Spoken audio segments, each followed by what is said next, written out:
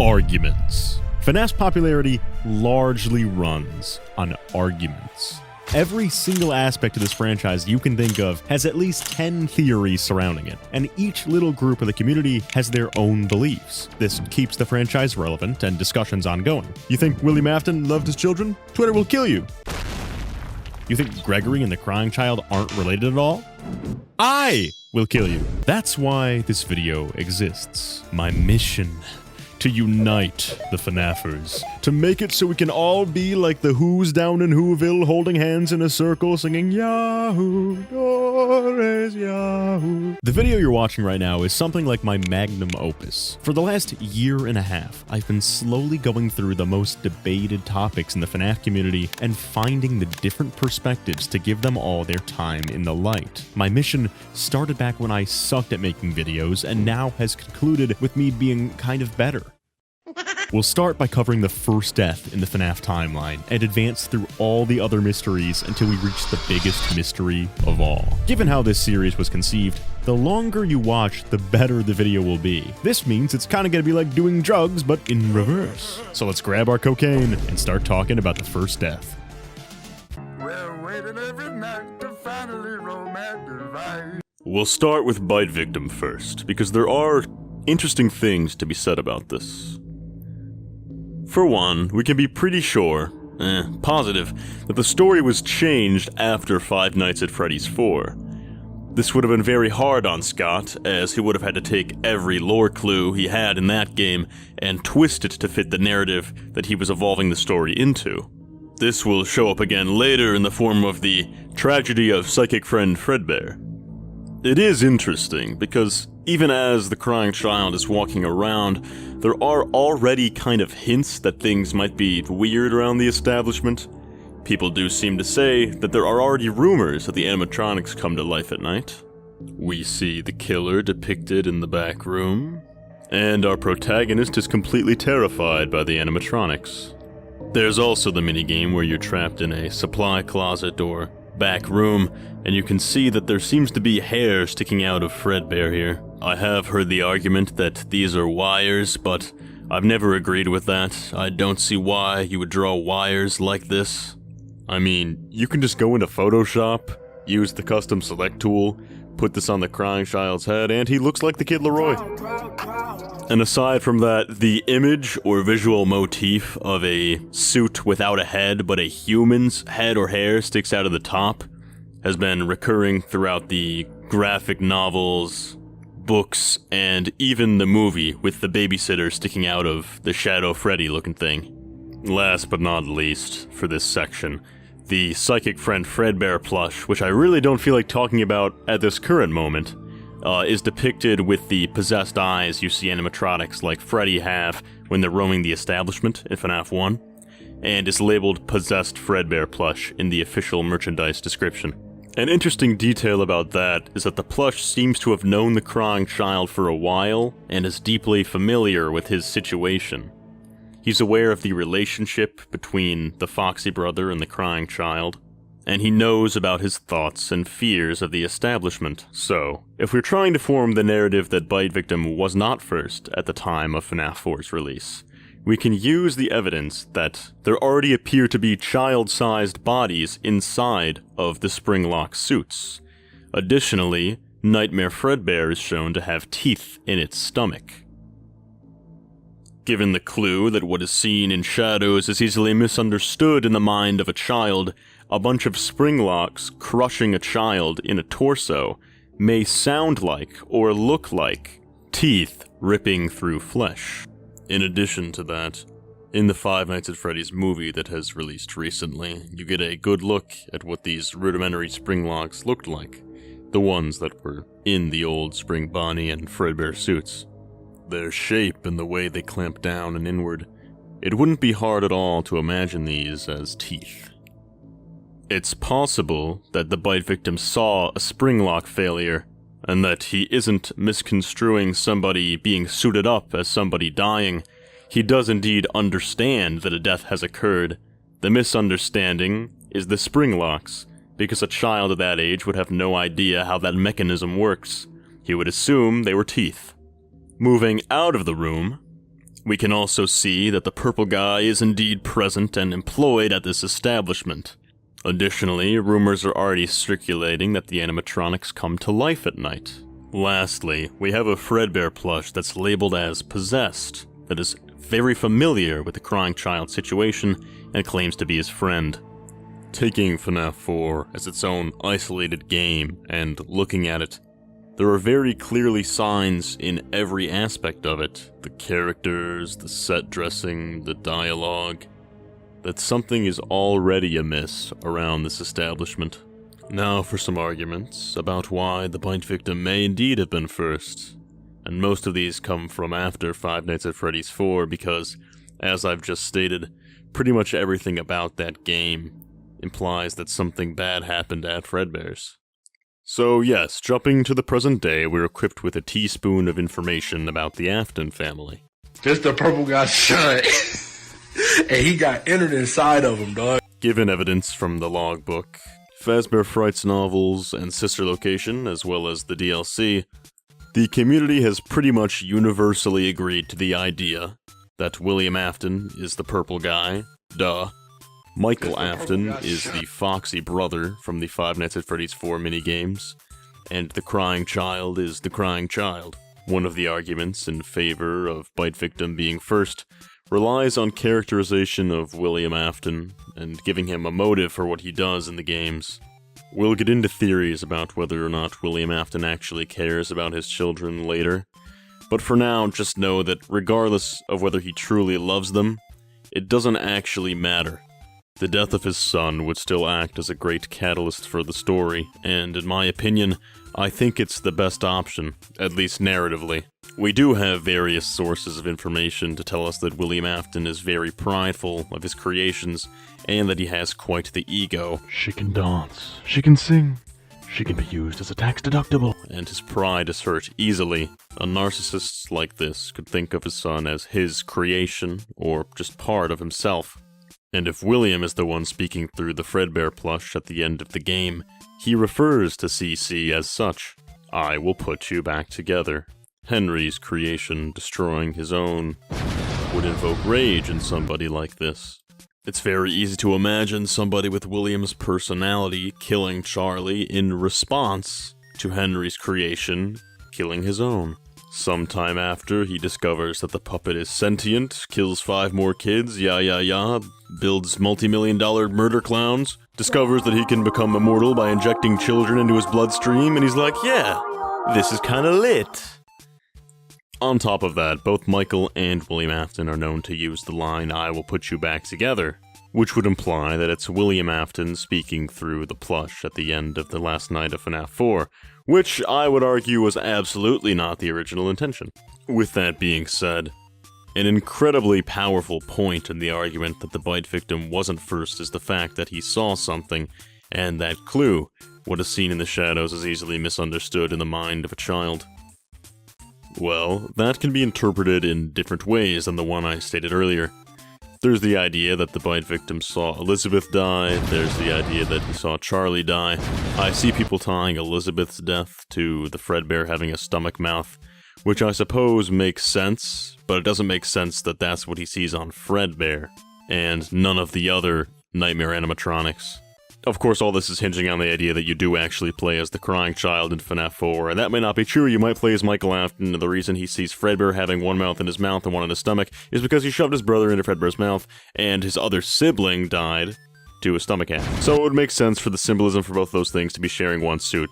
But an important interpretation of that line could be the thing that he misunderstood in the shadows was that suit in the back room, and we're in these minigames from the crying child's perspective. It's not actually hair sticking out of a suit, it's something else, like wires. But we're seeing the minigame through the crying child's perspective, so it's depicted that way.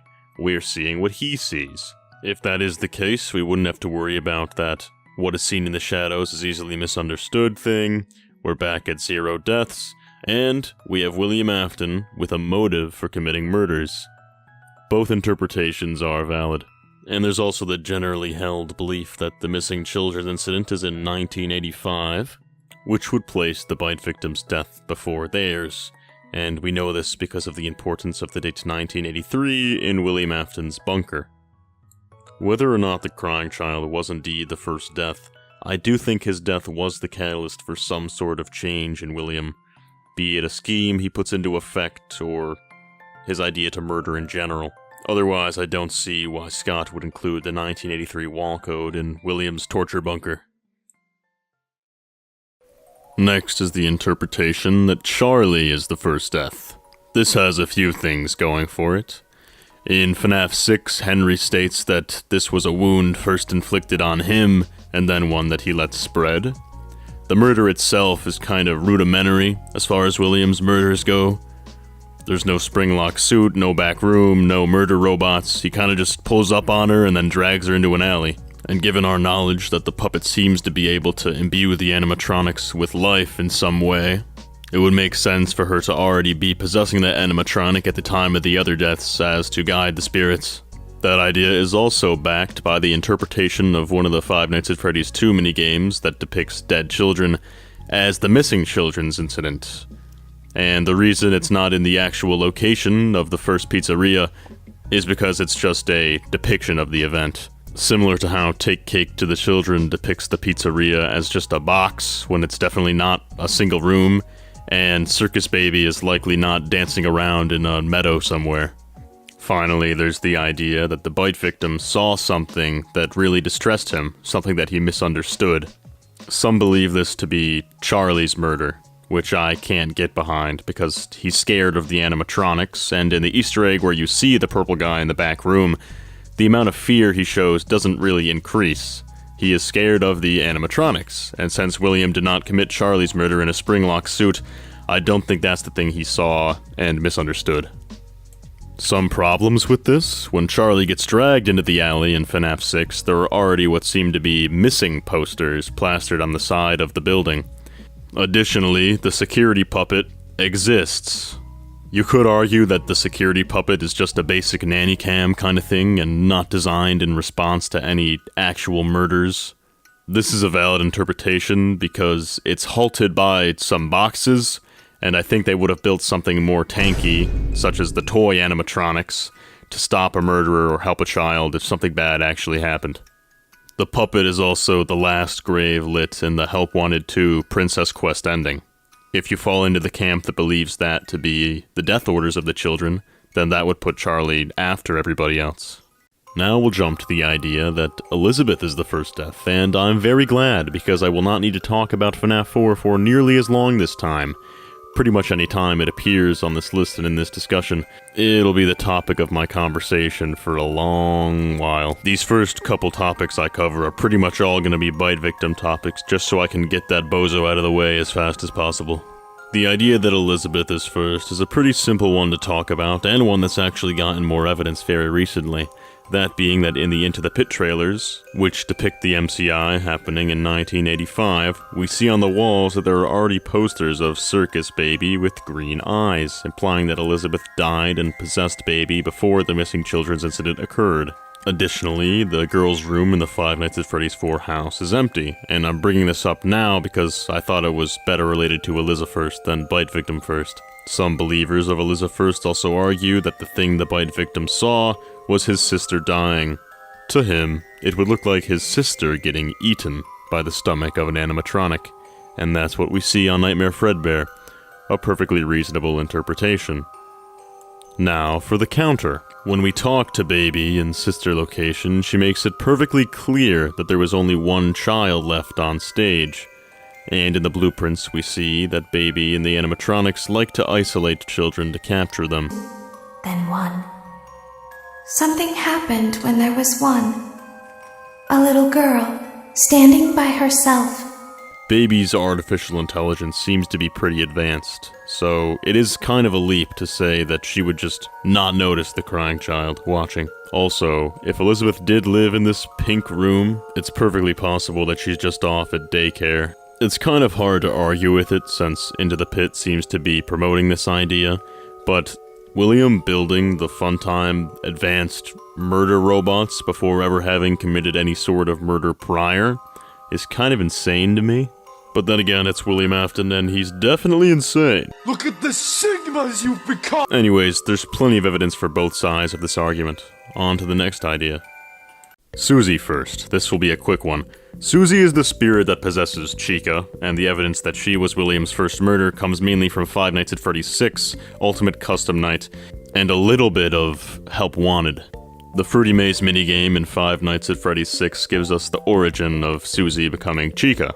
It's very interesting that the lower minigames in FNAF 6 show us the origin of the puppet, the origin of one of the MCI kids, and whatever the hell Midnight Motorist is. This minigame is British. Presumably, all three of these minigames are important to William's story, or the story as a whole, so I feel like singling out one missing children's incident kid to put in this minigame implies there's something special about this one case, and that could be that it was the first murder. In Ultimate Custom Night, we obviously have I am the first, I have sweet everything. If the bite victim saw a yellow spring-lock suit leading a child back and then killing them, you could see that as him misunderstanding that an animatronic itself was committing the murder. After all, that's what they're designed for. The spring-lock suits are meant to convince children that it's actually the animatronics and make the whole experience more immersive. Some problems. Once again, most depictions of the missing children's incident state that it takes place in 1985, and we know the bite victim dies in 1983. Additionally, going off the trailer from Into the Pit, the murder clown robots already exist at the time of the missing children's incident. It's also not as narratively satisfying. I think bite victim being first or Charlie being first adds more to William's character and makes more sense as a progression. Both of these interpretations make sense, but honestly this one's not that popular. In all of the popular theory videos or timeline videos, people usually place Elizabeth, the bite victim, or Charlie as the first murder. Finally, for the first victim section, we have the idea that Andrew was the first victim. For this theory, we have the idea that the books are canon to the game's timeline as a prerequisite, specifically the Stitchline stories. The common belief here is that Andrew, the vengeful spirit from the Man in Room 1280, that's really the only way you can describe him, he's a vengeful spirit, is also the vengeful spirit in the games. The whole idea of the one you shouldn't have killed implies something special about that particular murder. Maybe he shouldn't have killed him because that acted as a catalyst for the rest of his murders, or maybe he shouldn't have killed him because it was particularly painful. If Midnight Motorist is telling the story of William Afton kidnapping or luring Andrew away, well, this crime is initiated outside, which would explain the security puppet's goal of trying to keep kids safe in the building. It would also explain the missing posters on the side of the wall. I think this theory's cool, but the fact is we just don't have enough to go off of. In comparison to Charlie, bite victim, and even Elizabeth, in the games, if Andrew is indeed there, we know extremely little about him and his situation. The one you should not have killed is still one of FNAF's biggest mysteries to this day. Nobody knows how they died, or when they died. Unlike the minigames in Sister Location, FNAF 4, and FNAF 6, we never get a face tied to who gets kidnapped or runs away in Midnight Motorist. We just have very little to go off of, and we'll have to wait and see. If there's one thing I hate about the FNAF games, it's this Gohan hair having, Gregory striped shirt wearing, My Hero Academia main character crying loser. This is FNAF 4's bite victim, and nobody knows what's going on with this guy. What scary thing did he see? Dunno. Who or what does he possess? I don't know. Is he a robot kid? No. But as the oh-so-intelligent human species, we have come up with some theories. So let's delve into those now. Prepare for the Sigma. This life we keep repeating. Baby God Grizzler, a Sigma. What did he see? We'll speedrun this section because I touched on it a few times in my Who Dies First video. We know from the FNAF 4 minigames that the bite victim saw something spooky that causes him to be scared of these animatronics. Bite victim saw failure is the theory that BiteVictim saw a springlock failure. I like this one. It works with the what is seen in the shadows is misunderstood in the mind of a child line, and the springlocks in the movie could be confused as stomach teeth. There's also a springlock suit with what appears to be hair in this back room. BiteVictim saw Charlie is the idea that BiteVictim saw Charlie's murder. And I have a harder time with this one. BiteVictim is scared of the animatronics, not the purple guy. So it doesn't check out that he would show no fear around him, but tons of fear around the suits. I heard the theory recently from this lovely user that he could have seen the puppet lying on Charlie's corpse and interpreted that to be the animatronic eating or killing her. This interpretation is clever, and I like it because the environment is certainly shadowy, and that would certainly be a misunderstanding, but the problem is that Scott Cawthon didn't come up with the details of this minigame until much after the fourth game. Not that Scott doesn't retroactively give meaning to things where there wasn't any before, he does it all the time, but I'd like to think that he would clear up the mystery of what BiteVictim saw in this game or the next one, which he said he does with these types of mysteries. BiteVictim saw Elizabeth is the theory that BiteVictim sees Elizabeth die. This would be kinda wild. I'd like to ask why Baby exists at this point in the timeline, but we see from Into the Pit that she probably died before the MCI, somehow. I guess William Afton got to labbing pretty early. This would of course explain the stomach mouth in Nightmare Fredbear. A problem with this though, is that I find it hard to believe Baby's AI would not notice the BiteVictim watching what's going on. BiteVictim saw MCI is the theory that the BiteVictim saw the missing children's incident. This would explain the suit and hair in the back room, the rumors that the animatronics come to life at night, and his fear of the suits, because William used one to kill the MCI kids. But if he did see the MCI, he likely saw it before the police even took notice, as there's no missing posters anywhere around Fredbear's, and that's another problem.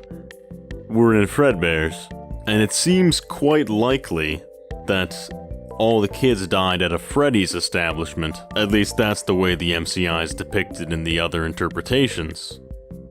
Though it could be interesting to note, this still could be an MCI victim under certain interpretations. We see in the Give Gifts, Give Life minigame that this Golden Freddy spirit, their body's not actually at the same place as the others, if it's meant to be taken literally. We could interpret this as the 4 kids being in Freddy's, but the puppet can't even help Golden Freddy, cause they're somewhere else. Fredbear's. Anyway, the problem you're all probably yelling about, yeah, the MCI is believed to have happened in 1985, not 1983 when the BiteVictim dies. The BiteVictim could still have seen a murder, but maybe it happened in a separate event. My personal favorite interpretations are that the BiteVictim either saw a springlock failure or a murder stuffing done by Afton in his suit. Now onto the main focus of this section. What happens to the BiteVictim after Les Scrunch of 83? BiteVictim receiver. This is the theory that the BiteVictim is the receiver of the party in the Happiest Day minigame. I really like this theory. I think it's cute and I think it's the correct option. But let's get into why and why not that might be the case. The party. In FNAF 4 and the Survival Logbook, we repeatedly see the message that the party is for the BiteVictim. And in FNAF 4, we hear that the BiteVictim is broken. These themes or story elements are mirrored and paid off in this Happiest Day minigame. In fact, throughout the course of FNAF 3's minigames, we're assembling pieces to put together a party for a particularly sad child, where his friends, in the form of the 4 animatronics, attend. Operating under the theory that we play as Mike in FNAF 3, it's likely he's filling out his survival logbook during this time period, and it's in FNAF 3 that the Happiest Day minigames are completed. Additionally, look at it from a game design and release schedule perspective. We have FNAF 3, the latest game in the timeline at the point of its release, where we can get a good ending and Happiest Day. We then have FNAF 4, the earliest game in the timeline, where a crying child is broken, is said to have a party plan, and by the end, needs putting together. And after FNAF 4, we have FNAF World, where we assemble the pieces to make this happiest day possible.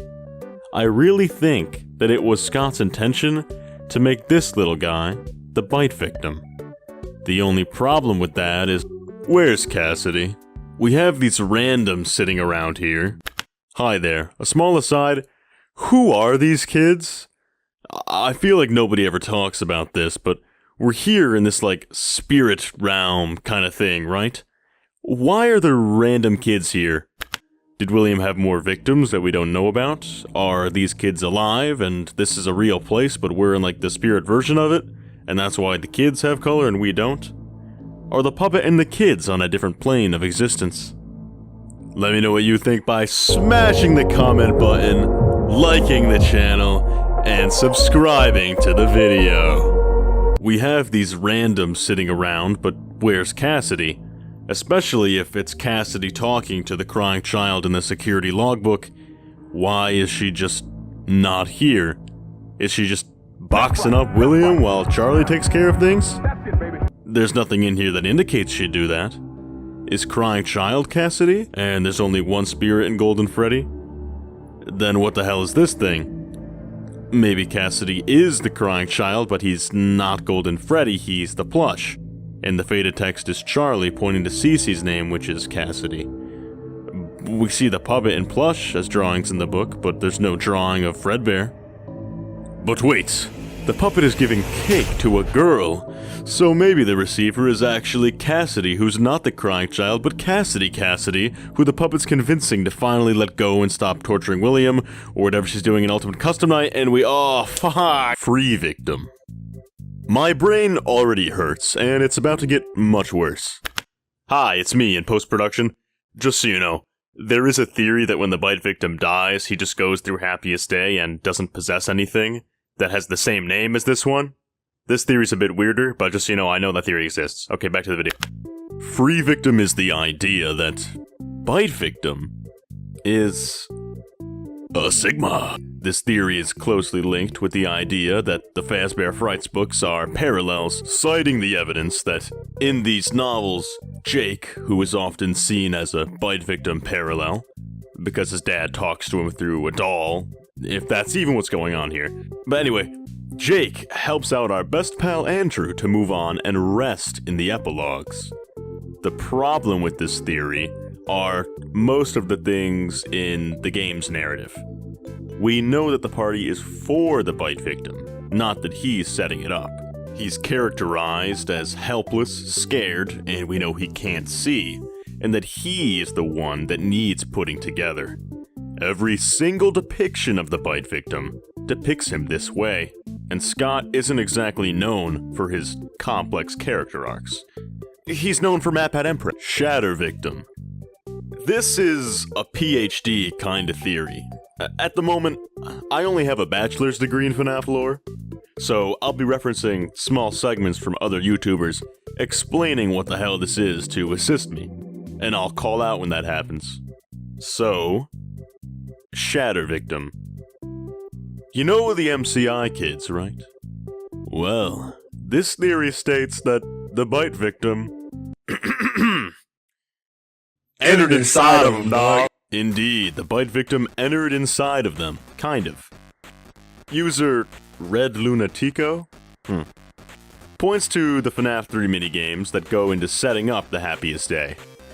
They reference that in each of these minigames, we help out a dead kid, likely from the MCI, and that each of these minigames has a reference to FNAF 4 as well, though these connections seem a bit choppy. In the first one, we have 3 balloon boys meant to correlate with 3 toys. Don't know about that one. There's a crying child. Alright, well that one's pretty hard to ignore. There are 5 cupcakes to link to the 5 plushies. And in stage 01, there's the Fredbear suits and the kid alone in this room. Alright, I can get behind that one as well. The problem I have though are the 3 balloon boys and the 5 cupcakes. I think that's a bit of a stretch. Essentially, the idea seems to be that the bite victim has intertwined his memories with the memories or souls of the MCI kids. How? No idea. The idea that the MCI kids were his friends is actually kinda compelling. He says that the plushies are his friends, and he's sad all the time. Maybe he witnessed his friends getting schmixed. Of course, if the bite victim does die in 1983, and his friends don't die until 1985, how does he attach his soul to theirs? Unless we're arguing that the MCI kids were these old kids from the minigames, where they kill his ass. But I don't think so. There's a theory that some of these kids are the MCI kids.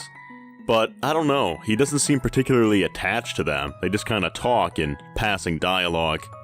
If we were shown that these kids were good friends, then I could understand this theory a bit more. I'll play this clip from Demuted that I think sums it up pretty nicely. Shatter victim, which is according to underscore the objectively better theory. Shatter victim is the idea that the crying child's memories or agony or whatever are shattered into the core 5 animatronics of Freddy, Bonnie, Chica, Foxy, Golden Freddy. Maybe Charlie was responsible for this. Maybe he was just so incredibly close to those characters. Either way, he can only move on once those 5 MCI plus Charlotte move on. Happiest Day frees the MCI, but in doing so puts him back together. Because to put his memories back together is to put Happiest Day together. His memories equals Happiest Day equals free everyone equals free him.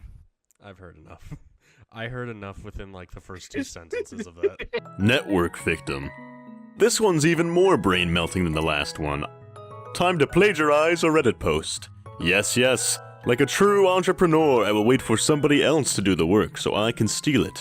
It's okay to play 1 hour video games. The guy who's right behind you, who you were gonna beat, but you slowed down to play 1 hour video games, crosses, and he beats you, and then he takes your future wife and he impregnates her.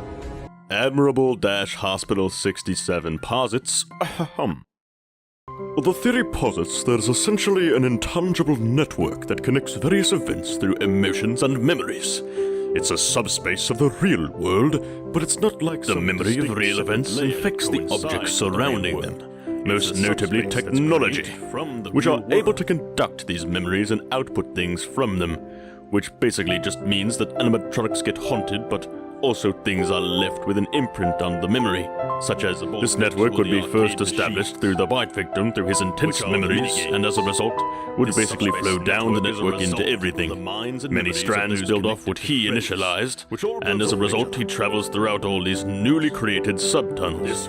TLDR, the bite victim's memories created a subspace in reality, where all the agony in FNAF comes from. I'll keep it a buck with you, I wish I could comment on this, but honestly I have no idea what this guy's saying. Looks like it might connect to the everything that happens out there has an effect in here line from FNAF World. Perhaps the flip side and the real world are colliding. Spark victim is simply the idea that the death of the crying child motivates William Afton to take action and investigate paranormal activity. Notably, it's separate from Will Care, in that he doesn't actually give a shit that his son is dead, but he sees an opportunity in this to experiment with life. Yeah, I like this one, and I think it is the best option if that is a narrative we're going with. The narrative that William Afton is in some way pushed into action by the bite victim's death. I don't think he cares. I think he sees it as an opportunity. It lines up with his character from the other interpretations as well, who's not shown to be a very caring father. I'm gonna move on from the super complex theories now. There are a couple others, like Memory Victim, which has stuff in common with Shattered Victim. I'll link a post about that below, just because I feel like a lot of it overlaps and I don't want to be covering the same ground. Follow Victim, the theory that the bite victim is attached to Michael Afton himself in some way. I actually like this one, because it makes sense regarding the survival logbook, which has the spirit of the bite victim within it. I suppose it fits under the Shatter Victim umbrella as well, because when the crying child's soul splits, part of it could attach itself to Michael. It would also leave both William and Michael hauling around the spirits of people they'd killed on their bodies. An interesting narrative element. Fredbear Victim.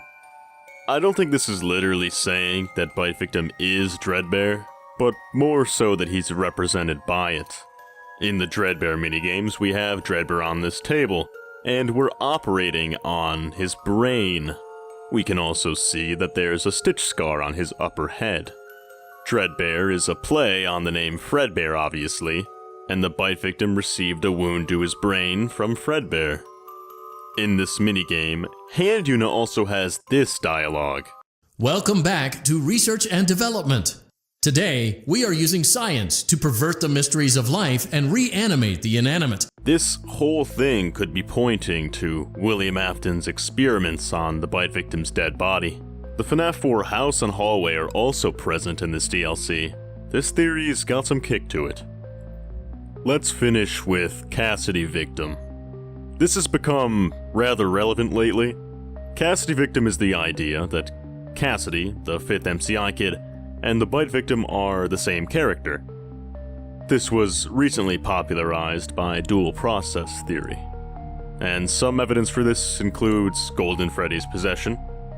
Golden Freddy isn't literally possessed in the same way as the others, at least not in the sense where the possessor has actual control over the suit. They kind of just drag it around with them. This could be because the Bite Victim died in different circumstances to the other kids, in a hospital bed away from the suit, and his agony simply imprinted on it. William Afton also could have played the death of his son off as part of the MCI to avoid suspicion and appear like a grieving father. This would help him not get convicted. Believers of this theory also posit that Charlie is the faded text in the logbook, and a bit more evidence is that there are 6 total graves in the FNAF 6 ending, not 7. With the whole 4 games, 1 story thing, you'd think the Bite Victim's death would be important enough to, even if he's already at rest, give him a grave in this ending. But no, there's only the 5 MCI kids and Charlotte. But this could make sense if the 5th MCI kid is the Bite Victim. Although, like any theory involving the Bite Victim or the Vengeful Spirit, you can poke holes in this.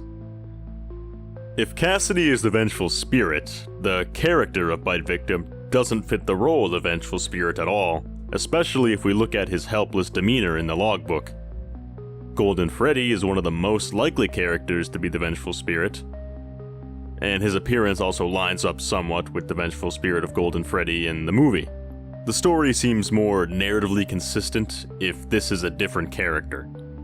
Bite Victim also dies in 1983, so I applaud William Afton for being able to disguise the disappearance of one of his children until 2 years after, when his murder spree happens. Now we're talking about the books. Oh no, gonna get canceled on Twitter. We'll start with Andrew MCI and Andrew DCI.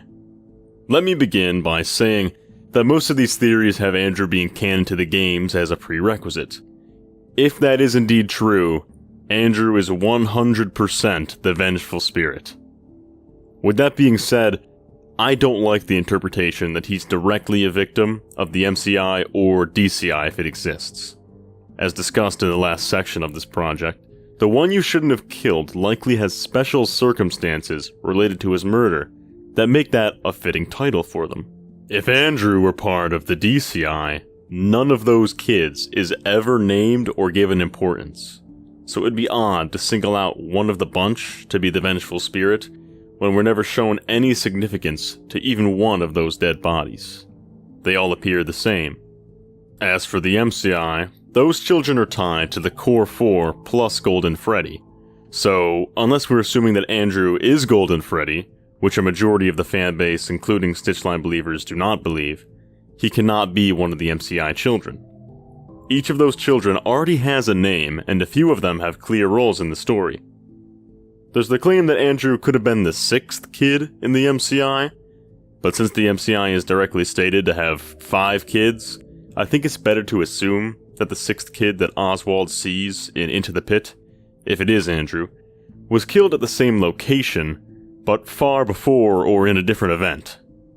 We know that the ball pit is not literally time travel, but instead is preserving the negative memories of 1985.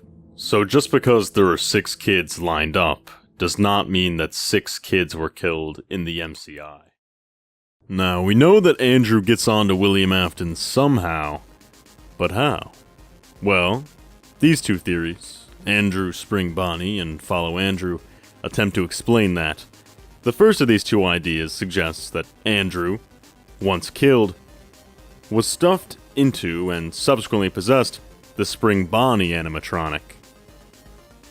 Off the bat, I find this to be unlikely, mainly because of the insane egoic attachment William Afton has to this suit. When he dons it in the movie, he has a sense of confidence about him that we don't see when he's simply Steve Raglan. Coffee? Sorry? Would you like some coffee? I made some coffee. No. Granted, this could be method acting, but also, in the Silver Eyes, Twink Afton says that he is the suit. Given the way various interpretations of the character act towards the animatronic suit, I do not think Afton would want to associate a dead kid with it, or willingly share this space with another. Spring Bonnie is him. Follow Andrew is a theory that I find much more appealing. This theory suggests that Andrew ties his spirit to William Afton himself. And Andrew himself basically states as much in the Frights novels. This adds new context as to how Afton keeps surviving these fires, when we know, thanks to Sister Location, that Remnant alone shouldn't be able to. Much of the community makes a joke out of the fact that Afton survives 2 fires, but that's the point. The Vengeful Spirit says as much in Ultimate Custom Night. He tried to release you. He tried to release us. But I'm not gonna let that happen. I will hold you here. I will keep you here. No matter how many times they burn us. To throw something interesting into the mix, if there is a spirit attached to Afton, I'll bet it's this one from the Follow Me minigame. We have no idea how it's here. There's not a Golden Freddy suit anywhere around the establishment, so Andrew could be a candidate. My only problem with that is that we play as the first 4 MCI kids in these minigames, so it makes way too much narrative sense for the 5th spirit to just be the 5th kid, the one that possesses Golden Freddy. We know that Golden Freddy has special powers thanks to the games and movie, where he pulls up to the crib.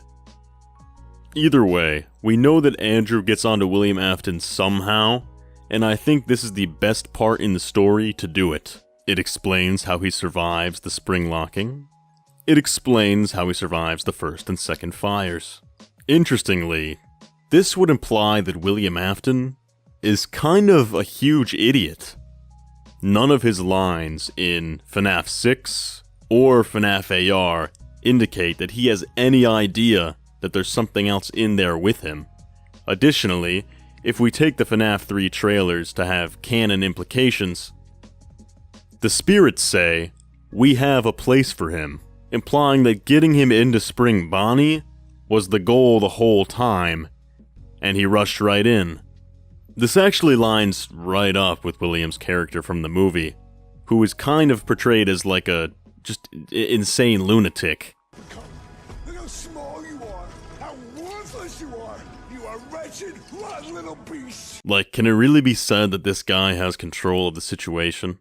I'll give this more attention later, but I don't think nearly enough people look at the other continuities, like the movie and the Silver Eyes, enough to talk about character. There are a lot of overlaps to how characters act in those books and to how their character counterparts act in the games. Same with the movie. Adding to my point, the line, "no matter how many times they burn us," seems to imply that the spirit was attached to William Afton in FNAF 3 as well. And if the spirit was attached to William Afton in FNAF 3, then we know it had to have been attached to him 30 years prior, because Afton goes right from the back room to Fazbear Frights, which means it's probably that kid from Follow Me. This theory for how Andrew is torturing Afton and following him around is my personal favorite. Except for Andrew Pizza! Andrew Pizza, baby! Yeah! Every night I got a pizza, oh yeah! I'm going to melt you into remnant cheese! Of course, I'm well aware that up until now, everything I've said in this video, and everything I will say, implies that Andrew is the vengeful spirit, and is the one you shouldn't have killed, and is in the games. And we'll go over that next time. Because the vengeful spirit is gonna have to be its own video, separate from Andrew, because of how many interpretations and evidence there is for different parties. In fact, given the nature of this tier list, that's all for today. Father, it's me, Michael. I did it. I found it. It was right where you said it would be. They were all there. They didn't recognize me at first, but then they thought I was you. I'm going to come find you. I'm going to come find you. Michael Afton is the closest thing the Five Nights at Freddy's game series has to what I would call a good character. The others here fill their roles just fine, but Michael's the only one with depth that's actually conveyed to us in the story. And analyzing his character to better interpret it is going to be a significant portion of this video. Different from our normal format. So yes, my name is T. Dreads, and this is the fourth part in my Five Nights at Freddy's interpretation series, which will eventually turn into my magnum opus. You can find the last part in the info card here. Now then, with no further delay, let us enter inside of Michael Afton. Now, depending on your interpretation of the story, Michael Afton is the character with the most dialogue and appearances. The common consensus is that he appears in FNAF 4 as Foxy Bro, at least Five Nights at Freddy's sister location and Five Nights at Freddy's 6, and the Survival Logbook. We'll be covering these appearances in the order of 4, sister location, logbook, and then 6. Lastly, I'll likely regurgitate a couple points from Bonk Boy when it comes to Michael's actual spoken lines in sister location. So credit to him and others will be given in the paste bin in the description. La la la la, hey yo man, this the purple guy son. He got entered inside of a bar. We receive an indication about the nature of Mike and the crying child's relationship almost immediately, with the fact that this Foxy plush has had its head torn off, likely by the crying child as a response to his brother scaring him with the Foxy mask. I don't think Mike is using the head of the plush as the mask, which I've seen some people say, because all the plushies we've seen throughout the series up until now are rather small. The crying child does, however, refer to the plushies as his friends, so it seems he's removed the head out of fear rather than an emotion such as hatred. Our next minigame shows us two important things. The first, that Michael likes to jump out and scare his brother. The second is that the house has no grown-ups present. A trend that continues throughout the rest of the time that we see it. There's no discipline here to stop this from happening. Our first important dialogue from psychic friend Fredbear occurs in minigame 3. He left without you. He knows you hate it here. These lines simply indicate that Michael is taking out some kind of anger on the crying child. He doesn't want to be around him, but he can't just leave him anywhere. He leaves him in a public place where their father is present. He has disdain for the crying child, he knows he hates it here, but he's not outright violent toward him, at least for now. Minigame 5 kicks it up a notch. The implication is that Michael locked him in this storage closet thing. This is less safe than simply leaving him in the pizzeria, but the important angle to look at here is this is yet another example of Michael putting distance between himself and the crying child. It seems he's tired of being around him. We see from the earlier minigames that their house is completely vacant except for them. it's likely that Michael is required to supervise CC 24/7. And for a boy who's likely not much older, this would be stressful and a pain. And now for the last minigame. And Markiplier's here too. We see that it's the crying child's birthday, yet there's no friends around. It's CC and Michael's friends. None of the kids from the other minigames are here. Interestingly, CC is on his knees with his arms in front of him, looking directly at Michael. He looks to be begging to go home. Michael's friends make fun of him, and Michael teases him too. It's important to note how he uses words like hilarious and snarkily says, "He will love it." It's clear he intends to harm with words, but I don't think his actions are one of raw maliciousness. These little jabbing insults are honestly something an older brother who's annoyed by his younger brother would do. Or maybe I was just abused. I'm looking at you, Jake, you asshole! Michael continues the taunting until... Wait, Markiplier, what's wrong, man? Dude, it's oh no! The last we see of Michael is in the next minigame, where he apologizes. He seems at a loss for words.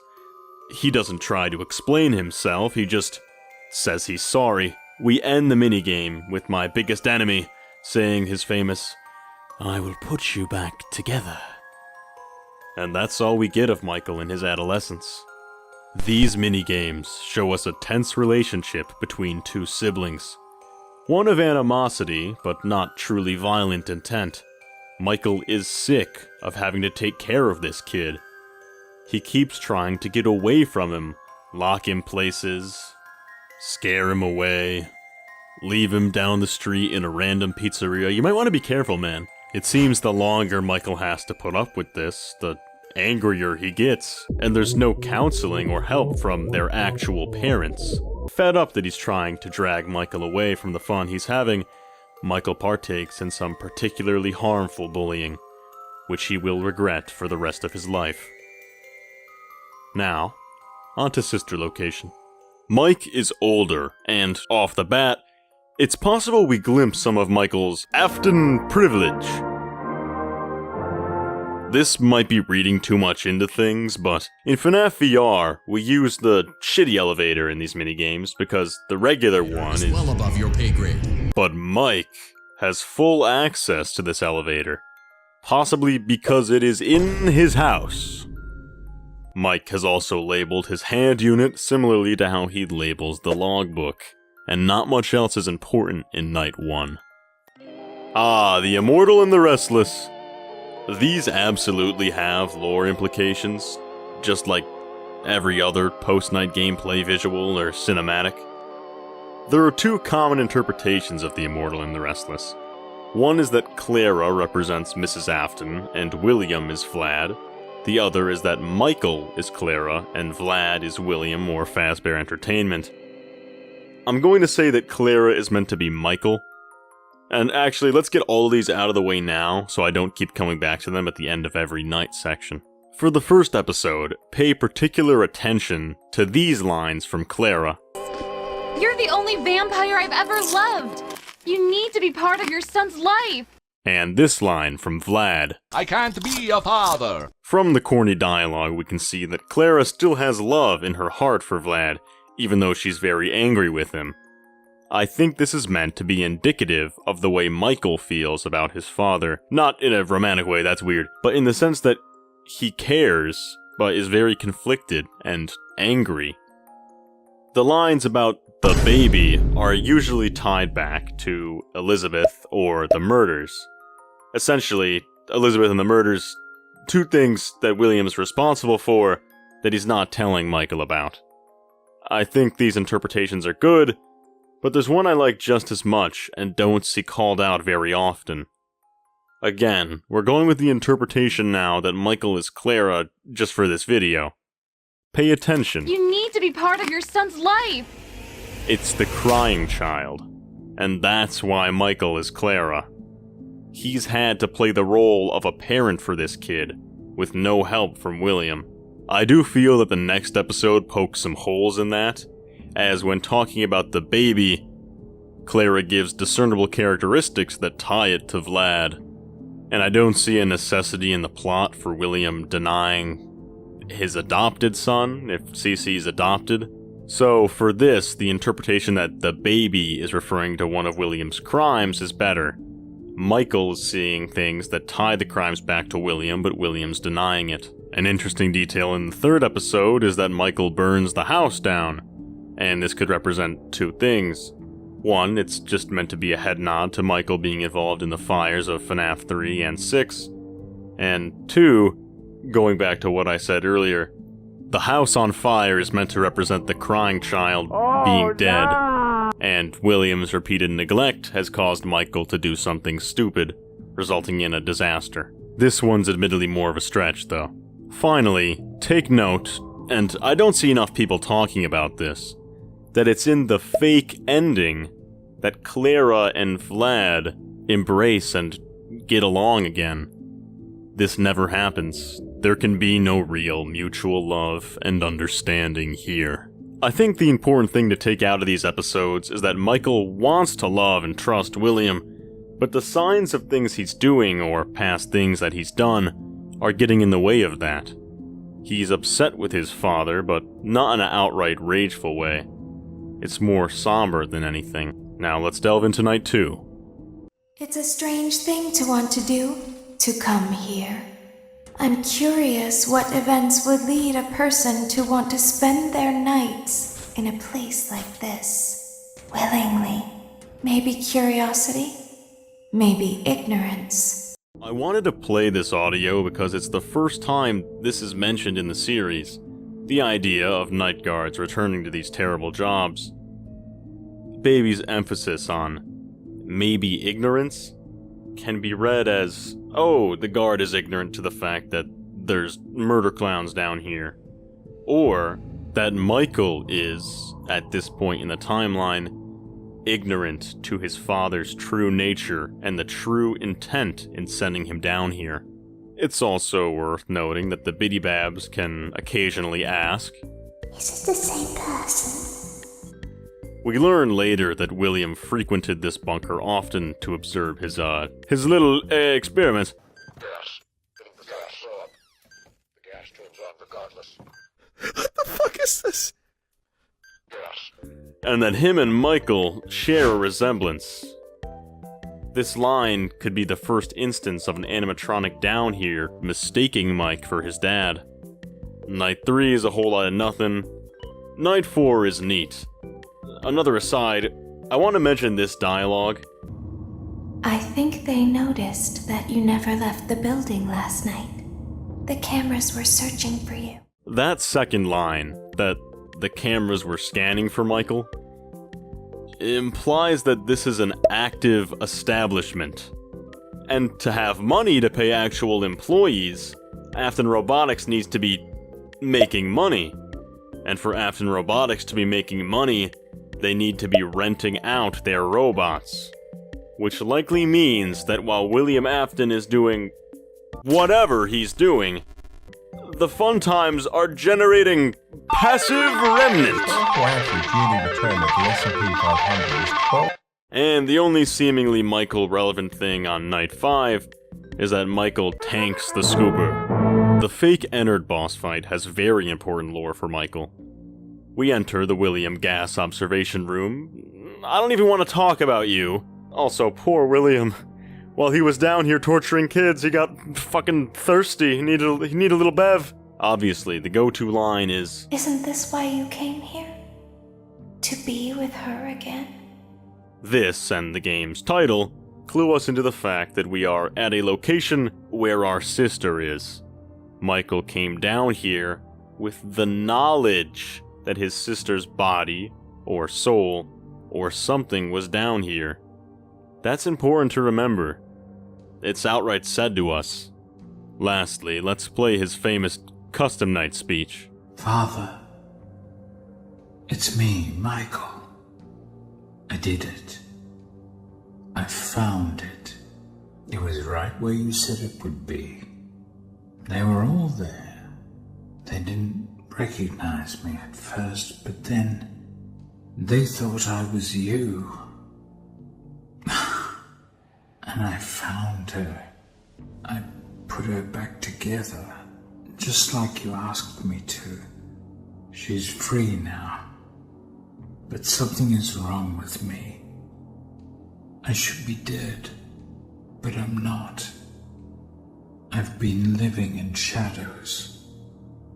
There is only one thing left for me to do now. I'm going to come find you. I'm going to come find you. So, stringing that together as a narrative, Sister Location shows us that Michael has had a dicey relationship with his father. At this point in the timeline, he is hurt but doesn't hate him. He wants to trust him and does what he says in going down to the bunker. The animatronics confuse him for William, and he navigates the challenges present to put his sister back together, which I'm assuming means helps the consciousness of Elizabeth to slightly shine through, in that she acts slightly more like a bratty girl in the Scott game source code? Are you lying, Michael? You didn't put nothing back together. Henry literally says, if you still even remember that name. Doesn't sound like he's referring to someone who's got it together, but this is Scott, not J.R.R. Tolkien. Okay, it's logbook time. I'll be going down this post from Faceless Bonnie, because it compiles a lot of the good information. The first thing the logbook tells us is that it's being written after Sister Location, as Michael references it a few times with exotic butters and casual bongos. The logbook also tells us that my mans is depressed as he jokes about dying on numerous occasions. First here when it says, write about your happiest day so you can have good memories when facing certain death. And here where it says, where do you see yourself? And he draws a grave. This is one of the reasons why I doubt that Michael is the vengeful spirit. I think he wants to wrap things up. The logbook also lends some credence to the idea that we play as Michael in FNAF 3. In each of the night interlude little drawings, it's Foxy in the office. And we know that Michael has previously been depicted wearing a Foxy mask.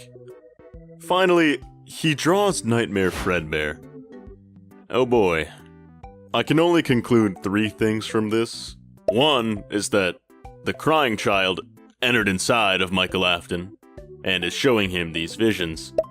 The second is that when Michael Afton was a child, he went through the nightmare chambers. And the third is that Michael Afton went through the nightmare chambers as a child and dreams about them when he's older, which is why we hear the FNAF 1 phone call reversed. Anyway, the important thing that the logbook shows us is that Michael is kind of somber and depressed, has a resolute determination to take out his father or complete whatever he's doing, and has come into contact with Nightmare Fredbear at least once. Let me take this time to introduce my new theory. The characters from the books and games and movie that filled the same respective roles in the story have the same personality and character decision making. I'll talk about this more in other videos, but for now, let's take the FNAF movie to be an example. Michael Schmidt is the Night Guard, which Michael in the games is, and Vanessa is William Afton's child, which Michael in the games is. Under my theory, this means that Michael Afton will share traits and character from Michael Schmidt and Vanessa. We see in the movie that Vanessa's very conflicted about disobeying her father. She's almost fearful of him. And she says, if he's there, I won't be any use to you, believe me. Isn't that an odd line? Doesn't that imply that William has some sort of control over her? We also see that, like Michael in Sister Location, Vanessa is assigned tasks by William. They fill the same role in the story. They're both reluctant followers. I'm gonna guess that William did something terrible to Michael when he was younger, that leaves him in this state of terrified obedience until he finds the courage or reason to retaliate. It's possible that that terrible thing he experienced was the nightmare chambers. Let me know what you think of that theory. Now we can end off with FNAF 6 and then the theory interpretation lightning round. Bittersweet, but fitting. You may not recognize me at first, but I assure you, it's still me. FNAF 6 is very simple for Michael. I don't need to talk long. The important thing here is that William Afton confirms that we're his son by saying bittersweet but fitting and implying that we should recognize him. Henry in his closing monologue also states that we are right where we want to be. Finally, this poster is more evidence for the theory that Michael's being used by his father, because the ventriloquist here has his hand up the ass of a dummy that looks just like him. So let's go over what we've learned. FNAF 4. Michael is an older brother tasked with caring for his younger brother with no help from his father. This would be very stressful. And if William's around at all, he's a terrible father. He bullies the crying child in a way that turns out to be fatal and regrets it for the rest of his life. Something happens between now and Sister Location to make Michael very obedient to William. Just like Vanessa in the movie, you can hear in his voice that he wants William's approval. He wants everything to work out, but he knows that's not gonna happen. He discovers things he can't ignore in the bunker. Miraculously surviving, he sets out to do the right thing. He doesn't have a manner of rage or revenge about him, but rather one that's somber and reads of finality. Done being his father's dummy, he cooperates with a plan that will see both of them dead for good. With all this covered, let's quickly go over some theories. Mike Dreamer. Yep, I actually think it's pretty likely. We have the evidence that we need. The FNAF 1 phone call and Michael drawing Nightmare Fredbear. Mike Frightguard. I also think this one's quite likely. The Vengeful Spirit refers to a they burning us. And the FNAF 3 Night Guard is represented by Foxy in the logbook. Mike Bro is almost guaranteed given this new screenshot from Into the Pit that shows a Foxy mask and Exotic Butters right next to each other. Mike Accomplice. I think this one's true too, but I don't think he ever has malevolent intent. I think he's either been told wrong information or is in a severely bad headspace at the time he's working with his father. And as much as I want to, I can't give a great opinion on Mike Fritz or Mike Jeremy, just because there's not much tying the two together, other than the fact that they get fired for the same reasons and both stay at the establishment longer than they should. Let's set the scene. The year is 2015.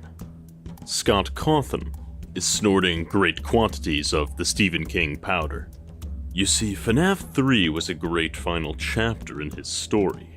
Satisfying ending to a well-hidden yet simple story about 5 children and their killer. But there was just one problem. The jump scare was cheap. This could not be. Scott had to right his wrong. But if you've seen Full Metal Alchemist, you'll know that the law of equivalent exchange cannot be ignored. FNAF giveth and FNAF taketh away, and the sacrifice made to create a satisfying horror experience in the next game was that the story became utterly incomprehensible. Why is Foxy out of order in FNAF 1? Well, the plushie he's based on is missing its head. And nothing exemplifies that better than one psychic friend, Fredbear. Hi there, I'm T-Dreads, and this is the 5th part in my FNAF interpretation series. You can catch the last part in the info card here. Now then, without further delay, let's delve into the many interpretations of this plush. I got no lore. I got no clues or hints. I got no lore because I made the whole shit up. And now matpat's fucking pregnant. So, what do we know about him? Let's go in order. The first thing the Fredbear plush does is speak to us sympathetically. He says, "What did he do this time? He locked you in your room again. Don't be scared. I am here with you. The tone of these lines is very important.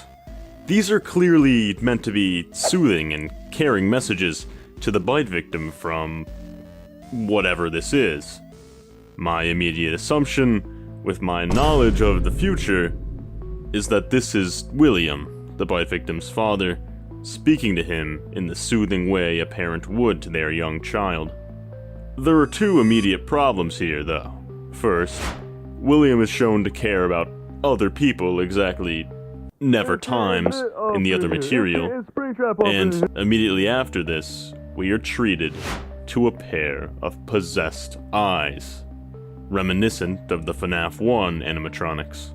These eyes, and the plush, follow the bite victim around wherever he goes. This seems to suggest that this thing is, in some way, supernatural. This idea is further supported in the second minigame, where the plush begins its habit of teleporting everywhere. This itself brings up the question of how literally these games are to be taken. Does the plush teleport into frame simply because it would look weird to animate the crying child carrying it everywhere? Or is this indeed meant to imply that the plush is supernatural? I lean towards the second interpretation due to the possessed eyes, which are a deliberate design choice. If the plush is meant to be a ghost or agony or something other than William, this behavior can also be explained under the thing in your head is with you everywhere you go trope. Think of the Green Goblin from Spider-Man.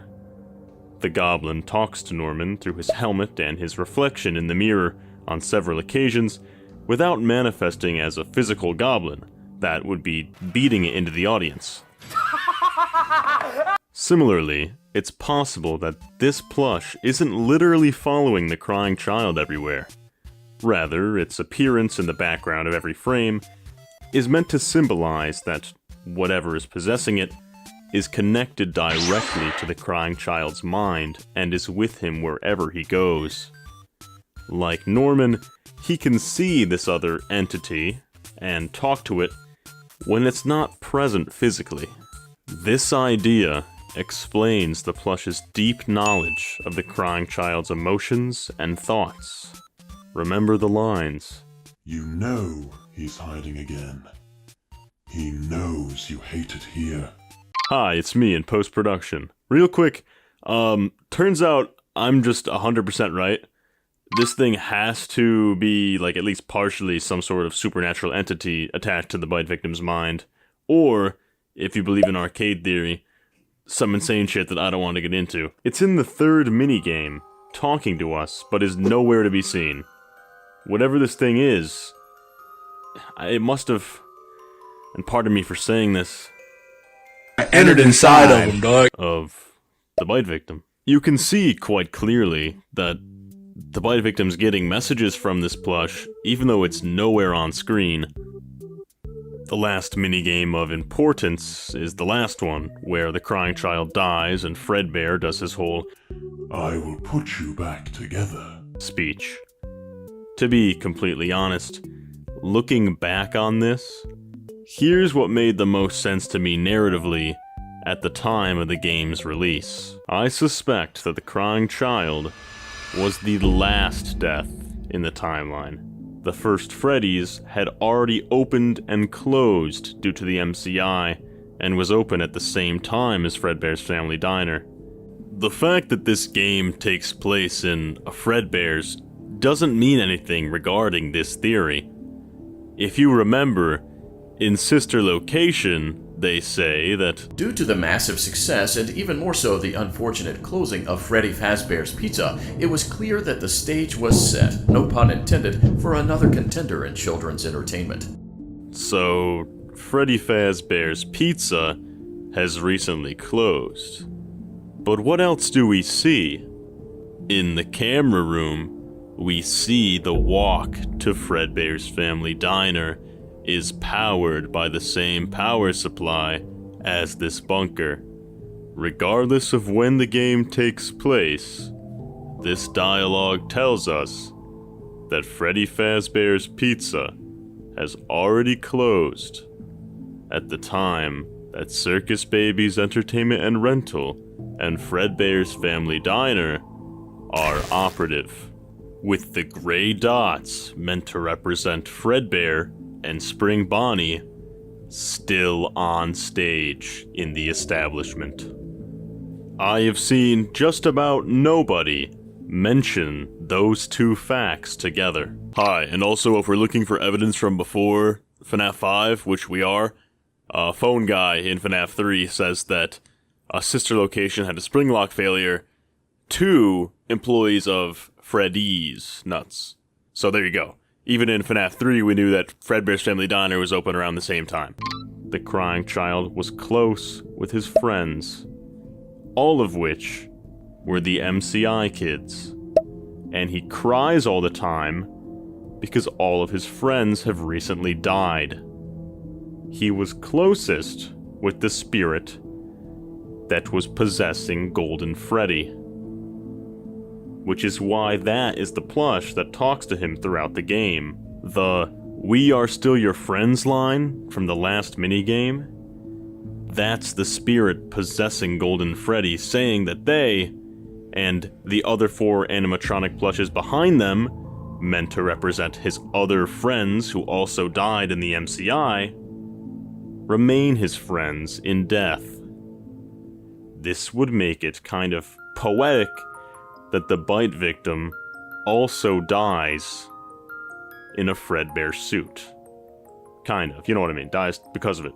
His best friend died in a Fredbear suit as well. Look at the content of these mini-games, and particularly that last one, without taking into account any information from after FNAF 4, and tell me that doesn't make sense.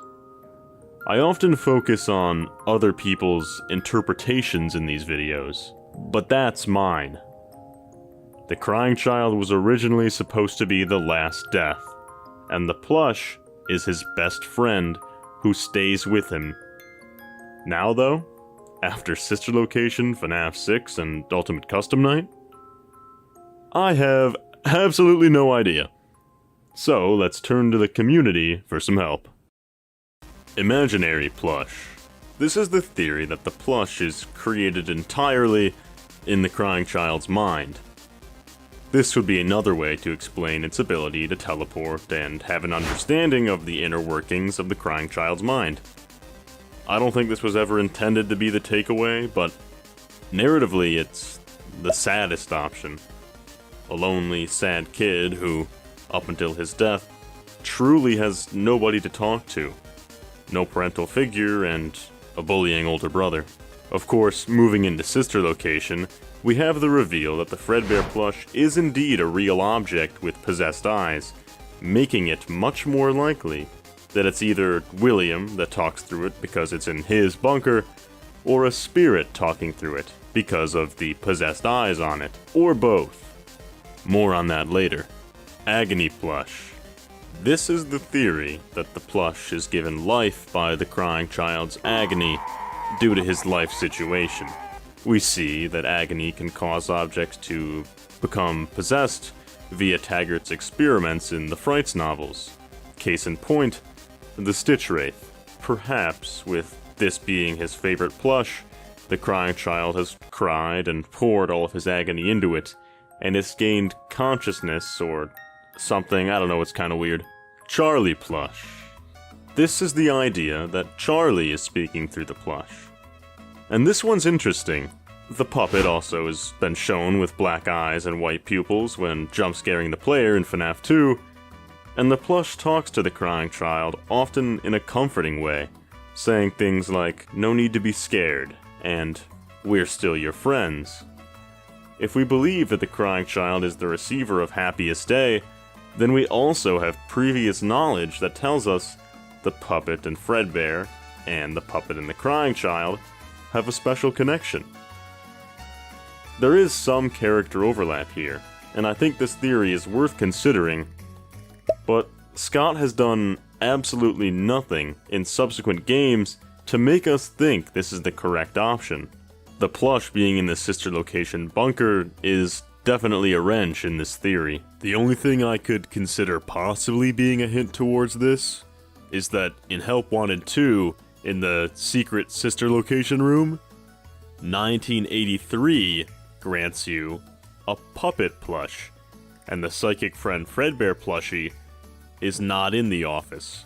Maybe this is meant to represent that the puppet and the psychic friend Fredbear plush, that's not there, are one and the same, but I think it's more meant to point to the fact that Charlie died in 1983. Shadow plush. Oh god. This comes from the FNAF Theory Reddit. As a good rule of thumb, if anything comes from the FNAF Theory Reddit, it is likely the musings of a crack addict. This theory posits that the Fredbear plush is evil. The same evil, agonizing energy that creates the Shadow Animatronics has possessed the Fredbear plush and is perpetuating the state of the big evil. The comforting lines? Lies! It's gaslighting the crying child, seeking to gain his trust and attachment. This is why the Fredbear plush is always encouraging the crying child to seek out and be scared by Michael. He's feeding off him, I guess. The Fredbear plush is also shown to have a malevolent grin in the survival logbook, and I agree, he doesn't look very friendly there. Bad Fredbear plush. I don't believe this theory, because you kind of have to stretch your interpretation of the text pretty far to get there, especially at the time of the game's release. But what do you think? Is some otherworldly manifestation of evil preying on this little boy's fears? Cassidy plush. The theory that Cassidy, the possessor of Golden Freddy, speaks to the crying child through the plush. This theory is often tag-teamed with the idea that Cassidy is not the vengeful spirit, but essentially the bootleg puppet. As the puppet works to help the main four, and not Golden Freddy, as seen in the Save Them minigame, Cassidy works mainly on helping the bite victim. The Fredbear plush seems to be able to teleport, similar to how Golden Freddy is able to teleport in the games and movie. However, the survival logbook actually works against this theory.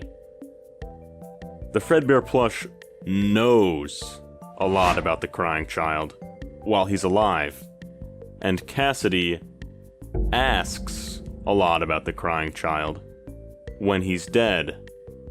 Was your favorite toy a telephone? Was your favorite ride the carousel? This is not how the plush talks, and the nail in the coffin, when the Fredbear plush pops up in the logbook, Cassidy asks, does he still talk to you? Shouldn't she know the answer to that question, if she's the plush? If we're going with dual process theory's interpretation that this is Charlotte asking the crying child, who is Cassidy, a question, then this would make more sense. But that would leave the identity of Golden Freddy and the Fredbear plush a little more up in the air. Or maybe it's Andrew! Will plush.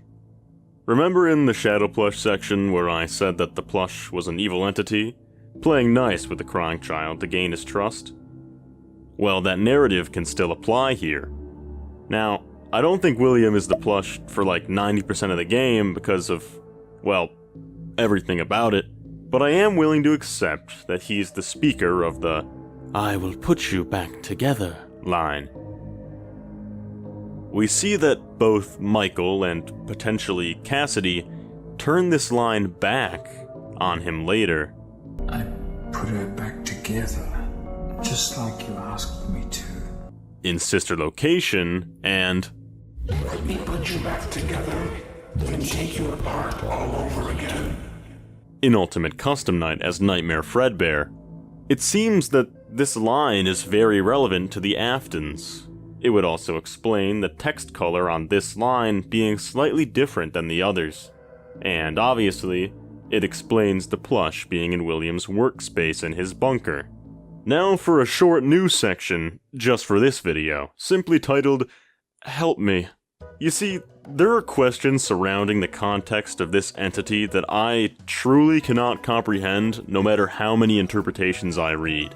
If "I will put you back together" is spoken by William, why does Yellow Eyes say it in FNAF World? Yellow Eyes seems to be well-intentioned, while William definitely is not. Is Yellow Eyes Michael? Or Cassidy again? If the crying child dies in 1983, which he likely does thanks to some of Scott's comments on matpat's old video, how could there be a spirit possessing the plush other than maybe Charlotte, or this kid who might have died in this suit? Yes, that's a body. If it is the kid in the suit, is that kid Cassidy? They don't have black hair, though. If Cassidy is the plush, is she also the vengeful spirit? Or are they separate characters? If the plush is only William, as is suggested by it sitting on his desk, and by Didophobia, why are we constantly shown it being teleported around? Why can CC hear this plush, even when it's not present? What the hell is this thing? I'd love to say it doesn't matter anymore, but the plush is clearly there in the sister location bunker in the next game. Scott kept it around for a reason, even if he retconned other elements of that story. So I've scoured the internet, and now I'm coming to you guys. What do you guys think this plush is supposed to be? You thought I was done? Scott, you thought you could escape after this? Should I do it? Yeah, I'm doing it. Hey Scott, real quick. You can't do this, man. This is dumb. When Michael goes here, Freddy's is closed, but Fredbear's is still getting power, with the small white dot representing that CC is alive at the time the bunker is operative. But you've gone on record to confirm that the 1983 wall code is a reminder of the date that the bite victim was bitten. You cannot have all of those at the same time. Why would Fredbear's still be open if the bite victim died? Was that not enough to close it, because it was an accident? Why are there several spring-lock Golden Freddy suits? There's this one on stage, even though the one in the back room has something in it. Why is Michael coming down to the bunker and not William? We know that William can't be spring-locked right now because of the breaker map, where the spring Bonnie animatronic is still on stage. Did William send Michael down because William's under suspicion of the MCI and can't move right now? If that's the case, then this likely takes place sometime around 1983 to 1985.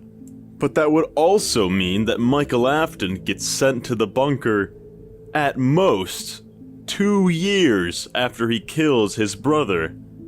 He'd be like 16 here, and you want me to believe that William did the MCI and is now under suspicion by the police, but brought the yellow rabbit suit used to kill the children back to the original Fredbear's Family Diner and is running the place as normal, as like a cover-up? When people saw the springlock suit that he's currently putting on the stage again? Luring kids? You didn't think this through, did you? This makes no sense. You gotta be clearer than this. You shouldn't have put Fredbear's on the breaker map. It fucks with everything. Oh god, I just remembered. The fun times. So you want me to think it's 1983 and Michael's like 14, but then his father's like, actually, this is a good opportunity to find out how to be immortal, so I'm gonna go and kill 5 kids. Uh-oh, the police are onto me, so I'm gonna go back, pack my Spring Bonnie suit in a duffel bag, or something, and then dismantle the animatronics so the police can't find the bodies in them. And now I'm gonna melt them down into my new robots so the police can't find the bodies ×2. But my son Michael, you actually have to go down into the bunker where my Funtime robots already are possessed while you're like 16 or something, and do something while I've already disposed of the evidence So at this point, I should be spring-locked because I was trying to do all that shit, but also, I left the spring Bonnie suit on stage at Fredbear's, which you can currently see as being something currently powered, so I guess I had a backup suit, I guess. But also, back in 1983, I was already killing kids maybe because of this thing in the back room. Of course, my dear son, unless Molten MCI isn't canon, and the rental service is the way in which I gathered all of the Remnant for the Funtime Animatronics, who originally did not have Remnant. This, my dear son, would explain the Spring Bonnie suit still being on stage while the fun times exist. Because I would not have needed to get the Remnant from the kids yet that would have killed me to power them, but also, oh no, my dear son Michael Afton, my son Michael, if Molten MCI wasn't canon, it wouldn't make much sense for there to be a gravestone ending showing 5 dead kids and Charlotte at the end of FNAF 6, would it? That most certainly does imply that it happened. But if this is indeed the Spring Bonnie animatronic, my dear son Michael, there is one way I could have pulled this off. If directly in the previous 5 days I went and gathered Remnant and brought it home and gathered Remnant and brought it home and gathered Remnant and brought it home and gathered Remnant and brought it home and then went back to my bunker to inject all 5 Funtime Animatronics with the Remnant. Then I told you to go down here, and I had the house to myself for a few days, so I jerked off for 2 days, and then on night 3, I took my Spring Bonnie suit and went to go fucking die. Oh, and my dear son Michael, I forgot to tell you that your brother actually was not dead when I built this bunker.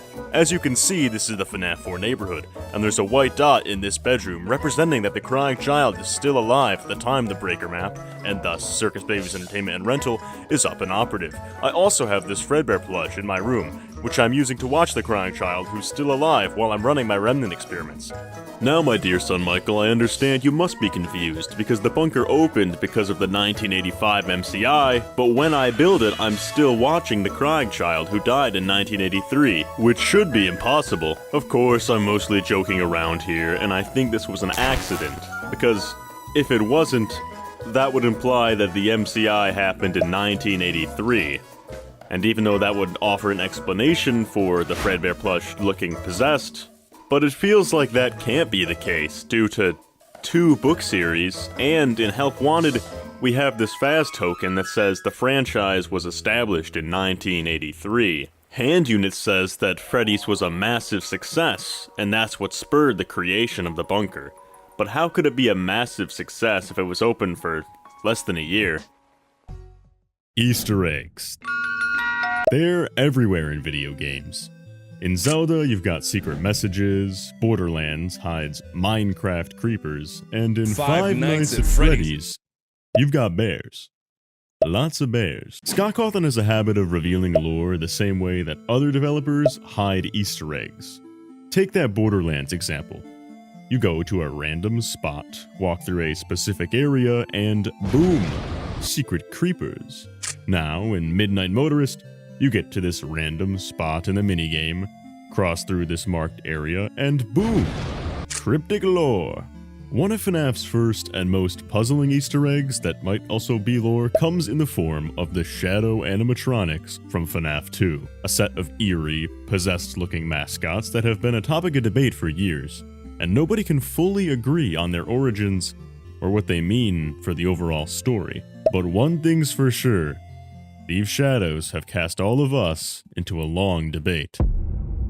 So today we're diving into the many interpretations of these mysterious figures throughout the years. My name's Eleanor, and Henry gave her to me. Now, technically, Shadow Bonnie and Shadow Freddy aren't the only Shadow Animatronics. Ultimate Custom Night introduced Zor, a shadow version of Dee that follows the same weird naming convention as Shadow Bonnie. Just random letters. But for this video, we're focusing on the 2 that started it all, and to understand their lore, we need to look at the deliberate differences Scott gave their characters. Shadow Bonnie. He's based on a toy animatronic, and he's completely Vantablack, almost like a void. He seems to be a force for good, helping set up Happiest Day in FNAF 3 and stopping you from collecting Remnant in FNAF AR. Oh, and his actual name? Not Shadow Bonnie, but RWQ something something. Shadow Freddy. He's a different story, and is based on a withered animatronic. He's got a distinct purple tint to his design, and appears more physical than his Bonnie counterpart. But most importantly, Shadow Freddy is shown to lure the spirits of the missing children to William Afton. He helps him. That's why Henry says, "He set some kind of trap. I don't know what it was, but he led them there again." And that's why in Ultimate Custom Night, Nightmare taunts, Cool, now that we've got that refresher out of the way, let's dive into the scariest thing of all. Fan theories. Alright, let's start out with some bullshit, why don't we? Shadow's Andrew and Shadow's Sammy.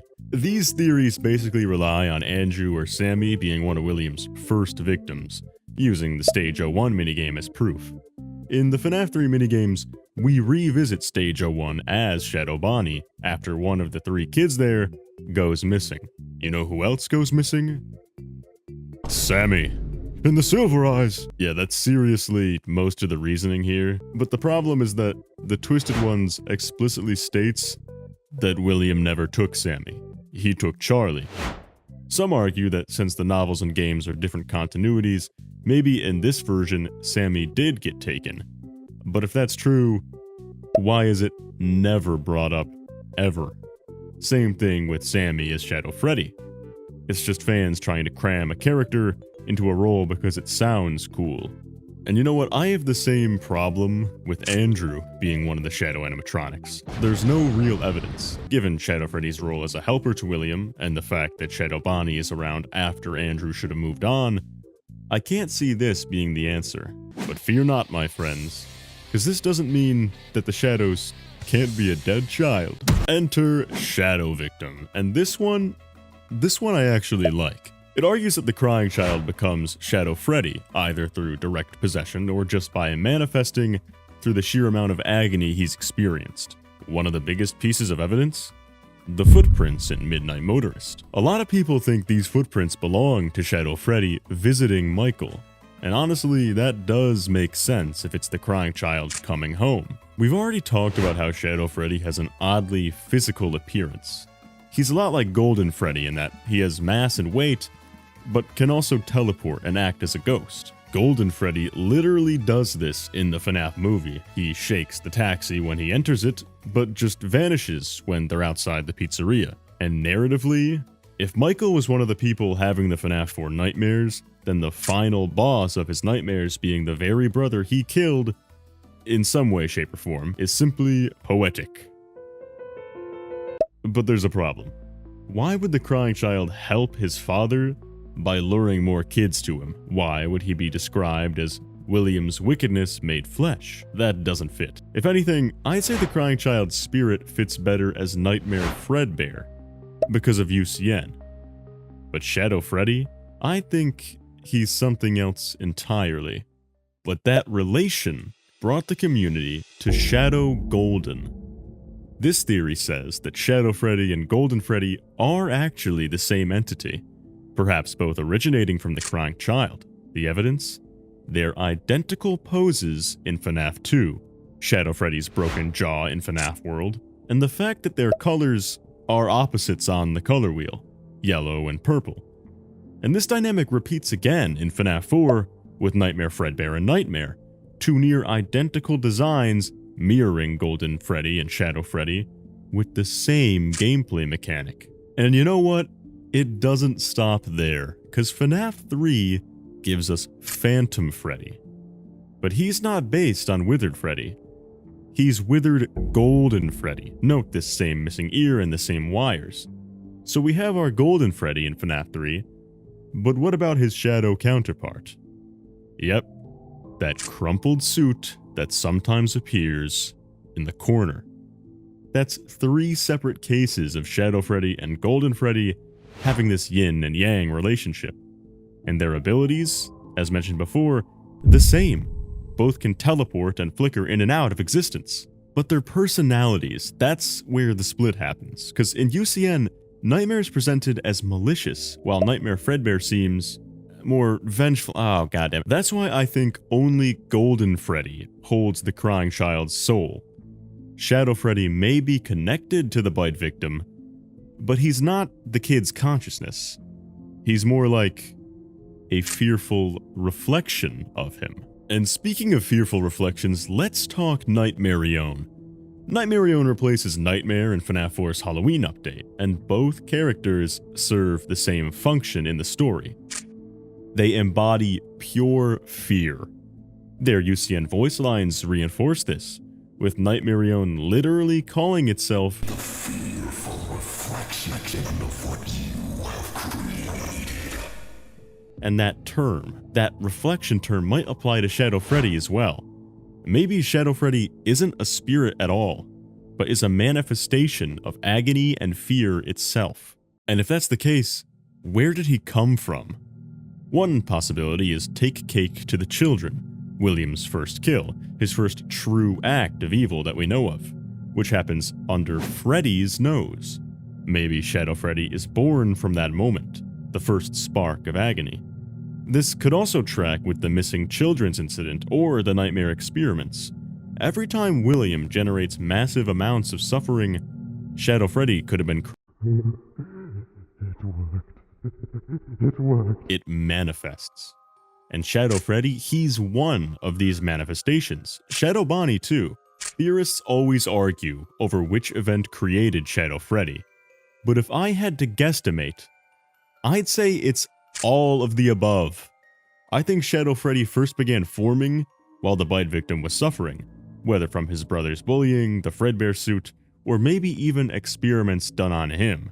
And yeah, we still can't rule out that the bite victim was an experiment victim, especially with that sister location map showing him being monitored in his room.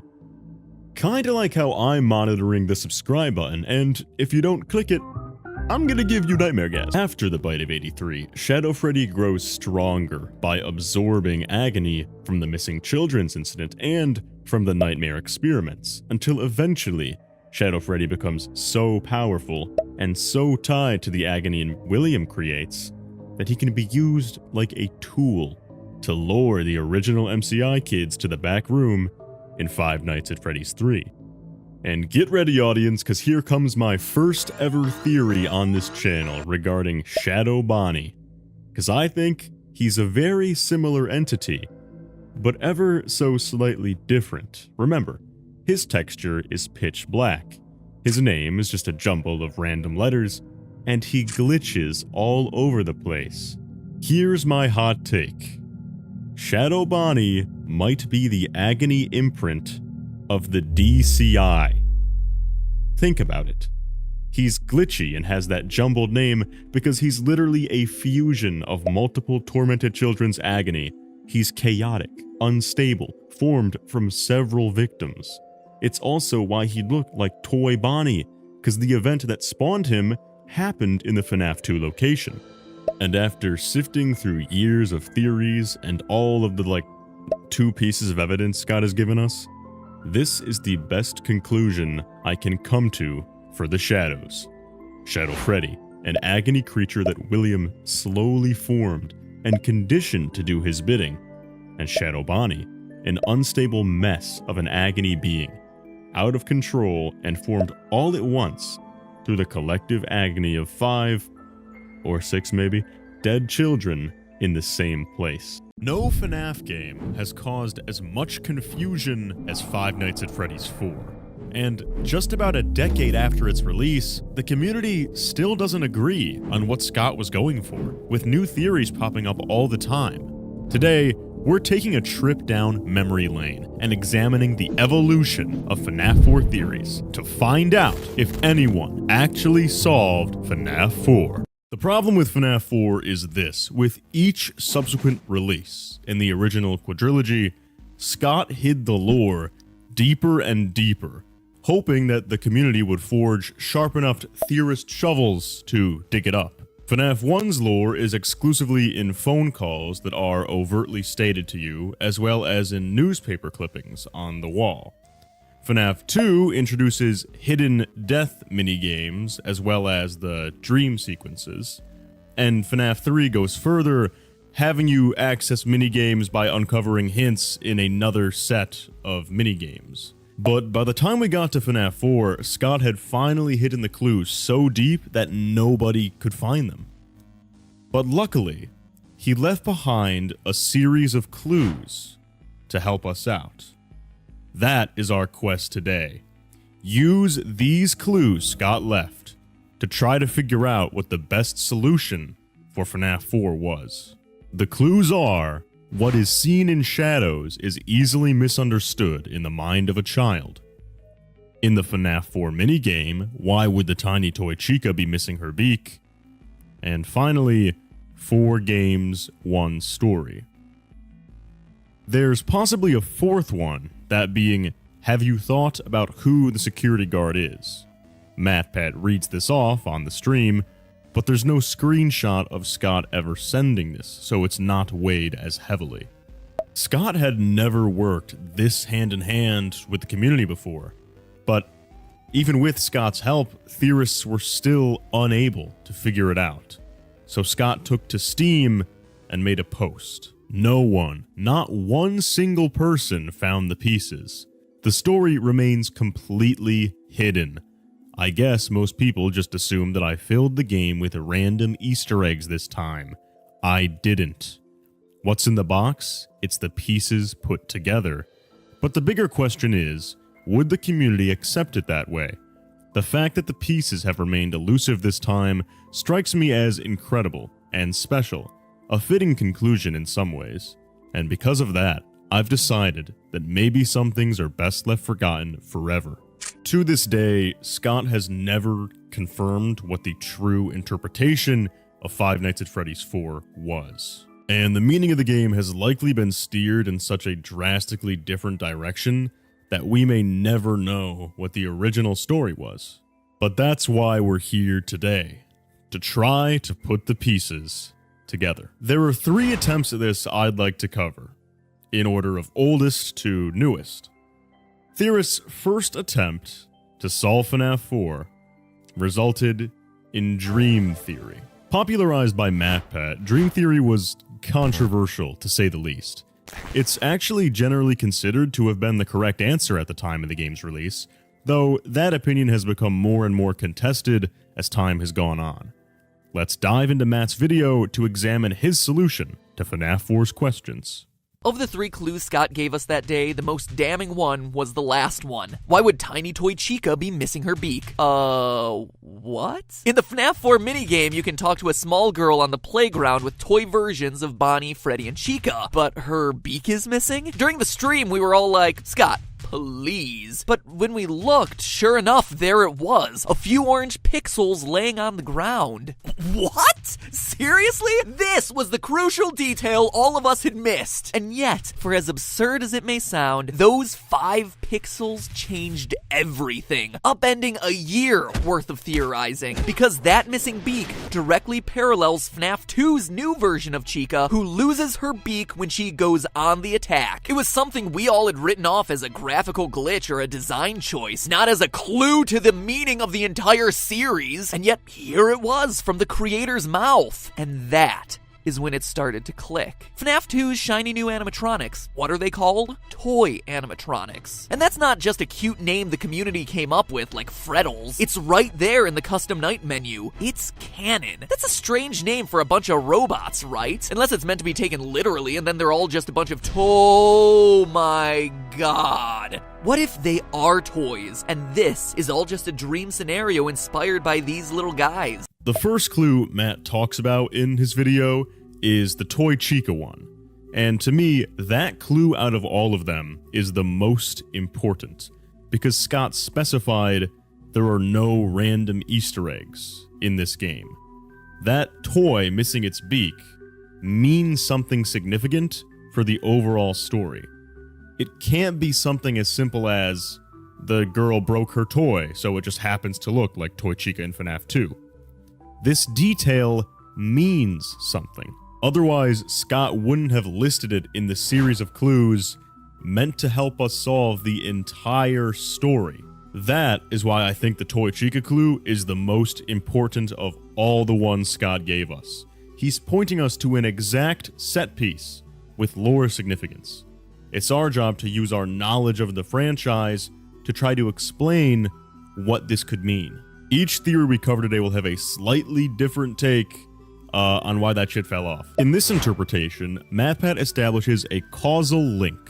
The crying child sees the toy Chica without a beak, and so later dreams about it. matpat will continue to use this line of thinking throughout the rest of the video. Everything the crying child sees throughout his day is stored in his mind and later shows up again in dreams. Here are the next couple examples. But it explains a bigger question about FNAF 2, the look and design of Mangle. I mean, seriously, the story we're told to believe in this game is pretty absurd. That kids just rip it apart and put it back together again, and so the employees just leave it as a mangled collection of parts for small children to play with. What parents would ever be comfortable letting little Timmy touch that thing? Oh, and here's a cute thing for you to play with. Oh my gosh! Who could have seen that coming? But if we assume FNAF 2 is in the mind of a child who has seen all these toys, Mangle makes a whole lot more sense. He's just a dismantled toy. Think about Sid from Toy Story, who fuses various toys together to create hideous abominations. This explains Mangle's 2 heads. The crying child of FNAF 4 has 4 plushies in his room. The crew from FNAF 1, plushies, as in soft, stuffed animals. What are the original 4 animatronics made out of? Soft materials. Why is Foxy out of order in FNAF 1? Well, the plushie he's based on is missing its head. So far, this is a completely reasonable way to interpret the clues. That being said, there's already a hole starting to form. And that is the degree of consistency with the correlation between dreams and reality. matpat establishes that in the crying child's dream, Toy Chica is missing her beak because in real life, Toy Chica was missing her beak. matpat establishes that in FNAF 2, Mangle looks like a mangled toy because Mangle is a mangled toy. But then you have the Foxy plush missing its head is why Foxy is out of order in FNAF 1. The correlation isn't as one-to-one there. If Dream Theory were true, you would expect Foxy in FNAF 1 to be missing his head, and that's why he's out of order. Golden Freddy is a similar issue here. Yes, he teleports around and talks to the player of FNAF 1, just like the Fredbear plush teleports around and talks to the crying child. But under Dream Theory, there's no reason for Golden Freddy to suddenly have black accessories. Remember, FNAF 4 obviously comes after the first 3. Scott made the decision later on to have the earliest version of Fredbear wearing purple accessories. He did not have to do this. He clearly wanted the audience to note the change in design. Otherwise, he would have just left Fredbear's accessories black in the FNAF 4 minigames. Now, granted, it's a little iffy because in Stage 01 in FNAF 3, Fredbear's accessories are brown, which we never see ever. But that is a one-off minigame compared to FNAF 4, where Fredbear's bow tie and hat color remain consistent throughout all the minigames and the Night 5 Nightmare Fredbear model. Given that the Golden Freddy suit is clearly out of commission in FNAF 1 and 2, it's not a stretch to say that it is the Fredbear suit we see do the Bite of 83. It's been retired and moved to a new location. All I'm saying against Dream Theory in this case is details like the hat changing color are completely unnecessary if FNAF 1 is just a dream, especially if the dreams of the games are happening in the week leading up to the crying child's death.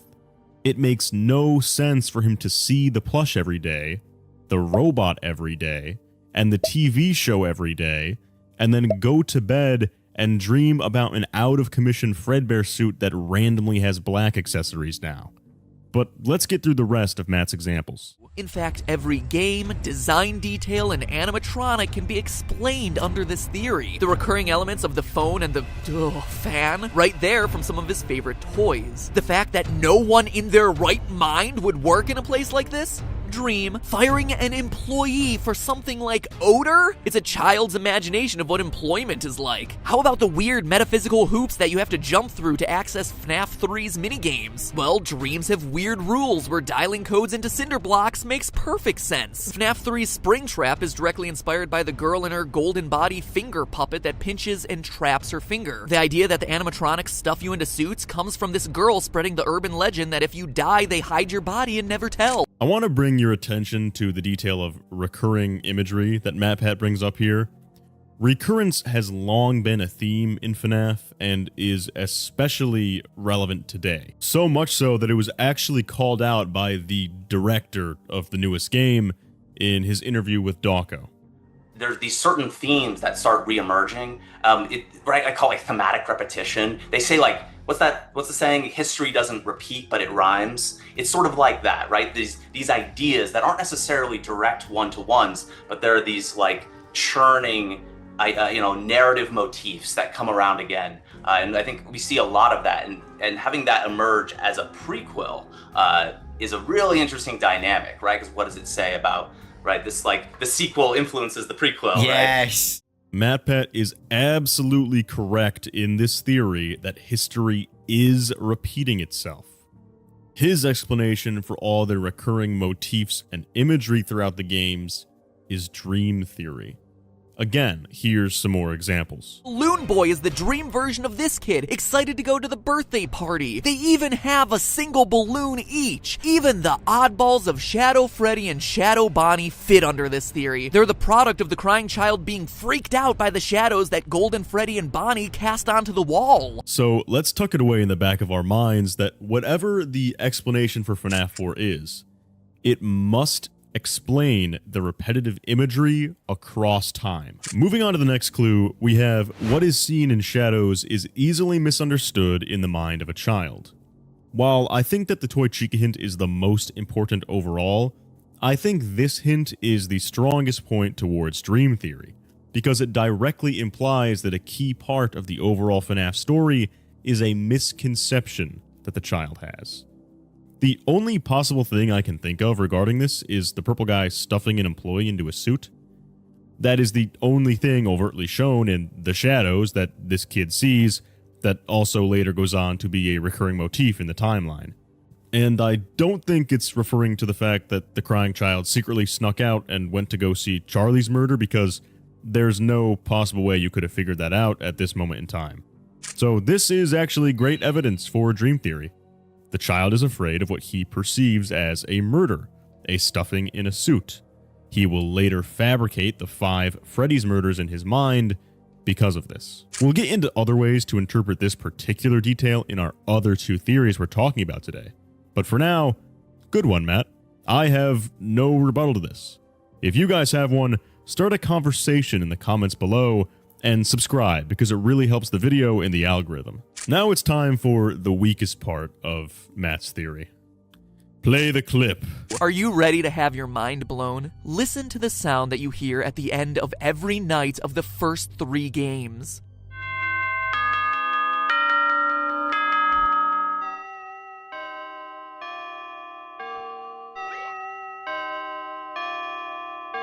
A grandfather clock chiming the same song every time. Why would the end of my shift in an office be signaled by a grandfather clock chime? It wouldn't, unless I was asleep, dreaming in my house with a grandfather clock right outside my room, just like the layout of the crying child's house we see in the FNAF 4 minigames. 6 o'clock a.m., time to get up. But now let's look at FNAF 4. How does each night end there? A beeping alarm clock. Why? Because we're no longer in the crying child's house. We're in a hospital, trying to recover from being bitten. Hence the pills, IV, and flower Easter eggs. No hospital has a grandfather clock, but they're all equipped with a generic digital alarm clock. Unfortunately, this is just wrong. I was actually in the hospital a few days ago, and I deliberately asked if there was an alarm clock in any of the rooms. No. Not an alarm clock in sight. The grandfather clock part I'm willing to acknowledge, but there is not a digital alarm clock in every hospital room. Something important I'd also like to note is that the Foxy plush is not missing its head in the FNAF 4 gameplay. If this gameplay were telling the story of the crying child's dreams, you would really expect at least the Foxy plush to look the same. Anyway, the main argument people have about this part of Matt's theory, aside from the lack of alarm clocks in hospital rooms in general, is that there would be no reason to put an alarm clock in the hospital room or even the room of a actual dying, brain-damaged coma patient to wake up at 6 a.m. every day. Why would you set it to 6 a.m. every morning? He's not waking up. He's gonna die. I've been very hard on Dream Theory in the past, a lot more than I am today. But as time has gone on, I've come to accept that it is a very valid way to interpret the information given in FNAF 4. But I want to emphasize the information given in FNAF 4, because it has a ton of holes when you branch out and interpret the rest of the timeline using it. Matpat posted a part 2 to Dream Theory to kick off a live stream where he forgot to turn off the chroma key and accidentally removed the color green from the entire video. In this follow-up, he notes the pitfalls of Dream Theory, how it's a bit lazy, doesn't explain the puppet at all, and kind of butchers the story arc of the spirits getting revenge on their killer, since it's ultimately meaningless and none of them exist. I do not think Dream Theory was ever true. There are times where Scott will retroactively add meaning to things in the games, but I don't think Scott would ever retroactively remove importance of multiple things. And that's exactly what would happen with Dream Theory. If Dream Theory were true, that would mean that Scott removed the meaning of certain details. For instance, a big part of FNAF 1 theorizing was using the paycheck to figure out a date for that game, and FNAF 2 straight up gives us the 1987 date. FNAF 3 is given a time frame 30 years after the closing of Freddy's, and FNAF 4 gives us the 1983 date. If Dream Theory was true, that automatically erases all meaning from those details. They are utterly pointless. The crying child has no reason to see the Toy Chica toy, then go to bed and have a dream set 4 years in the future with an animatronic he's never seen. He has no reason to see this kid carrying a finger trap doll and then have a dream set over 30 years in the future where everything looks burnt. He has no reason to see this Foxy without its head and then have a dream set nearly 10 years in the future.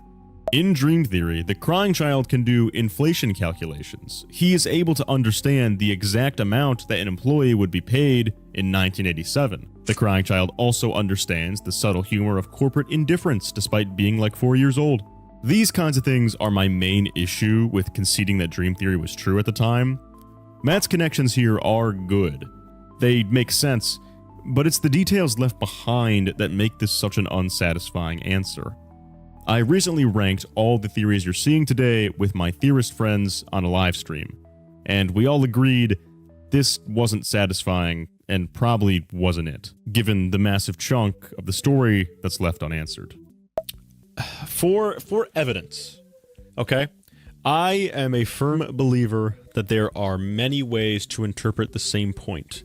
I would give the logic behind this and the thinking behind it. I would give, we're not going to do 0.5s, so I would give it a 7, I think. 7. I would give it a 9 if not for the grandfather clock right outside my door. They're all equipped with a digital alarm clock. So for that, I'm going to have it at a 7. The other thing was accuracy at the time. I still don't think it was ever this. I just don't think it's like Scott. I just don't think it's like Scott to make that. So for accuracy at the time, but I could see why. So I'd give it a 5. Let's go to one away. Let's go to Withered. 14. Let's go to 14. Narrative satisfaction. I'll actually give it a 2 because it fits very well with the hints from FNAF 4. It still sucks. What do you mean? It is FNAF 4. FNAF 4 are there. No. But like, a 1 is like bare minimum. And if you look back, it makes more sense than it just being a 1. I think it's a little bit more than the bare minimum. Because like the Toy Chica missing her beak thing is really weird. The alarm clock thing is just stupid. UG. So the first category is narrative satisfaction. Like a 1. I hate it. The second category is the logical reasoning that he had for the points. They make sense. I don't think they're where my mind goes immediately with them. But like, give him like an 8, right? Like I think he was nearly there. All right, Fazbear Rizzlertainment, give us your score for Narrative satisfaction. Narrative satisfaction, I give it a 1. Okay. Because I think that to come to the conclusion that it was all a dream completely takes away from the previous ending of FNAF 3 where it's like the spirit's going to rest. Yeah, so like I think narrative satisfaction is a 1. If I could give it a 0, I would. But for dreams that are satisfying, you should check out Manta Sleep, today's sponsor. You know, after a long day of theorizing, I need a nap. Good thing today's video is sponsored by Manta Sleep. They sent me 2 great products to try out. Their Bluetooth sound sleep mask and white noise machine. I genuinely love both of these and use them every night. The sound mask has a really good audio quality and these eye holes, so it's super comfortable on your face.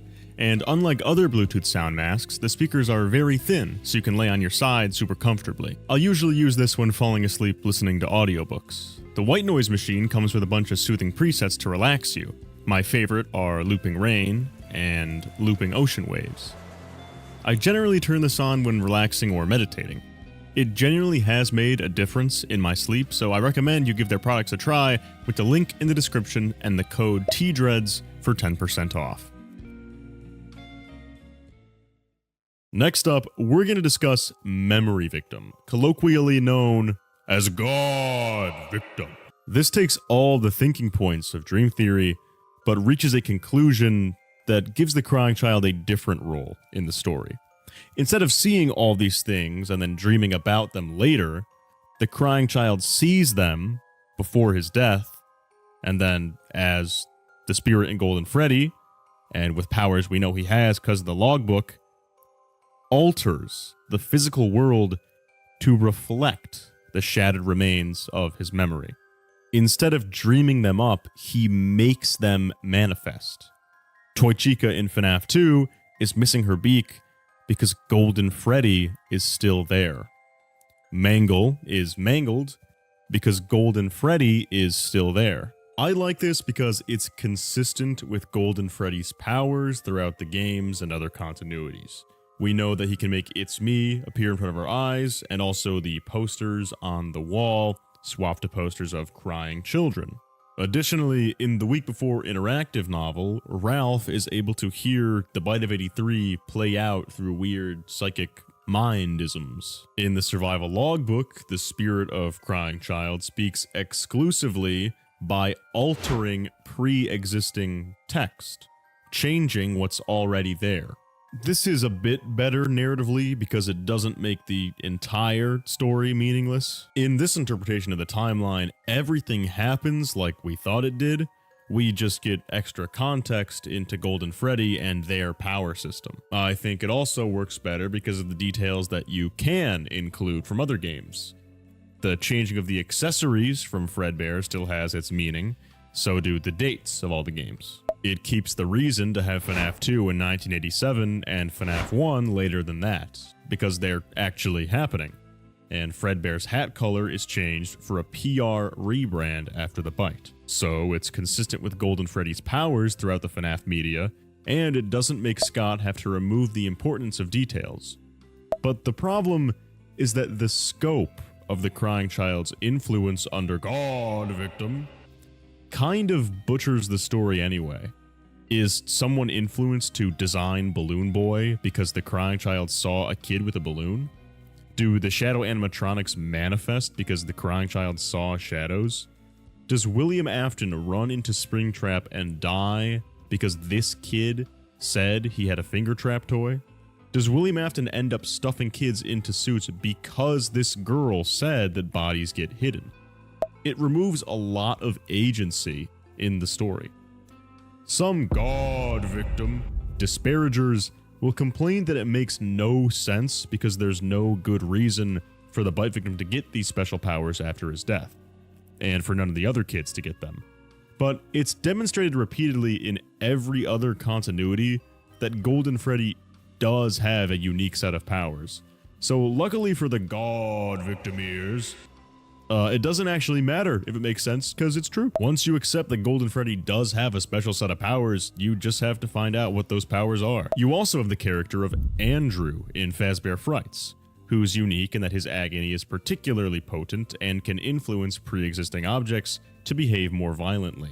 So far, we've gone over Dream Theory's interpretation of Scott's clues, godvictim's interpretation of Scott's clues, and now we'll cover the third theory, loopvictim. Loopvictim brings FNAF World and a bit of the oddities from FNAF 3 into the mix to explain the repetitive imagery in FNAF 4. Whereas Dream Theory says that the crying child sees these things and dreams about them later, and godvictim says that the crying child sees these things and so makes them happen later, loopvictim says that these things happen and so the crying child sees them later. Now I could explain, but this theory is actually from a smaller channel called FNAFology, so I'll play a clip from them and let them explain some of the details. I believe the FNAF 4 minigames are CC being stuck in a memory loop after he dies. Stuck reliving that week over and over, unable to move on. His unhappiest day. Now, the Bite of 83 and the events of that week really did happen in 1983. We have direct confirmation of that now from the week before. But 1 year does stick out. It was known as the Big Bite until it happened again 4 years later. You punch in the numbers 1983. The minigames we play are just CC's memory of that week. Since there's reference to Springtrap, we know CC hasn't moved on by the time of FNAF 3 at least. He's been stuck in that hellish memory since 1983, well over 30 years. As time went on, elements from the present day seem to have made their way into that memory. But I think it's more than that. These aren't just random things that have happened to slip into his memories. They've been put there for CC for the same reason Scott put them there for us. To show us it's not real. To show CC it's not real. Someone is trying to reach CC and help him break out of the loop. Someone put these pieces in place. All he has to do is find them. The pieces are in place for you. All you have to do is find them. The main argument here is that what we see in the FNAF 4 minigames is actually a memory itself, looping over and over again. The crying child is repeating in his mind the week leading up to his death. The weird details from other games would be because of updates happening with the flip side, a sort of weird alternate dimension that affects the real world and vice versa that Yellow Eyes describes in FNAF World, who many people also think is the Fredbear plush. Essentially, the bite victim's soul is wandering around and repeating his death week. This could also be why he's crying the whole time. It's not literally because he's sad necessarily, but tears are the way in which ghosts are always depicted. They're depicted as like little kids with tears. He's a fucking ghost! This is why Psychic Friend Fredbear says you know what will happen if he catches you when Fredbear approaches. Because they've seen the events of this week play out over and over again. Hey, you know what's gonna happen if he catches you, because the other 800 times, you got bit. The other tragedies surrounding Freddy's also leak into his dreams. We have the Shadow Animatronics, Springtrap, Mangle, and we know for a fact that the crying child is confused and something is off with his memory.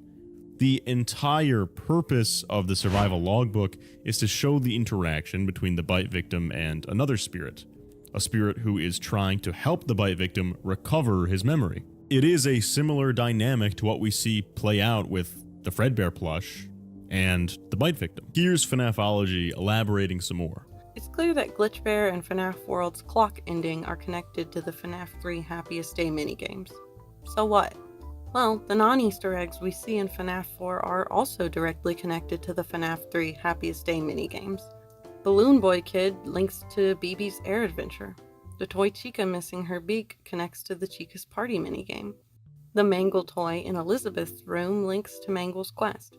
Now, you may disagree, but I think narratively, as a story, this would be the most satisfying explanation, because it doesn't butcher anyone's agency. All the characters are still making their own choices. Nobody is dreaming up the entire series, or forcing anyone through mind waves to stuff kids into suits. In loopvictim, the clues Scott leaves for us have less of a dramatic impact on the story, and are more so just kind of reminders of the things happening around the Fazbear brand.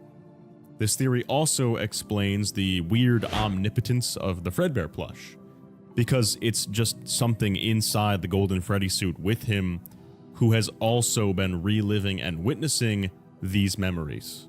I like this interpretation a lot, and I can't really think of any flaws with it. There's nothing in the writing to suggest it can't be a memory looping over and over again, and even if the weird him looking like a ghost thing isn't the reason he's crying, it also gives us a reason he'd be crying all the time.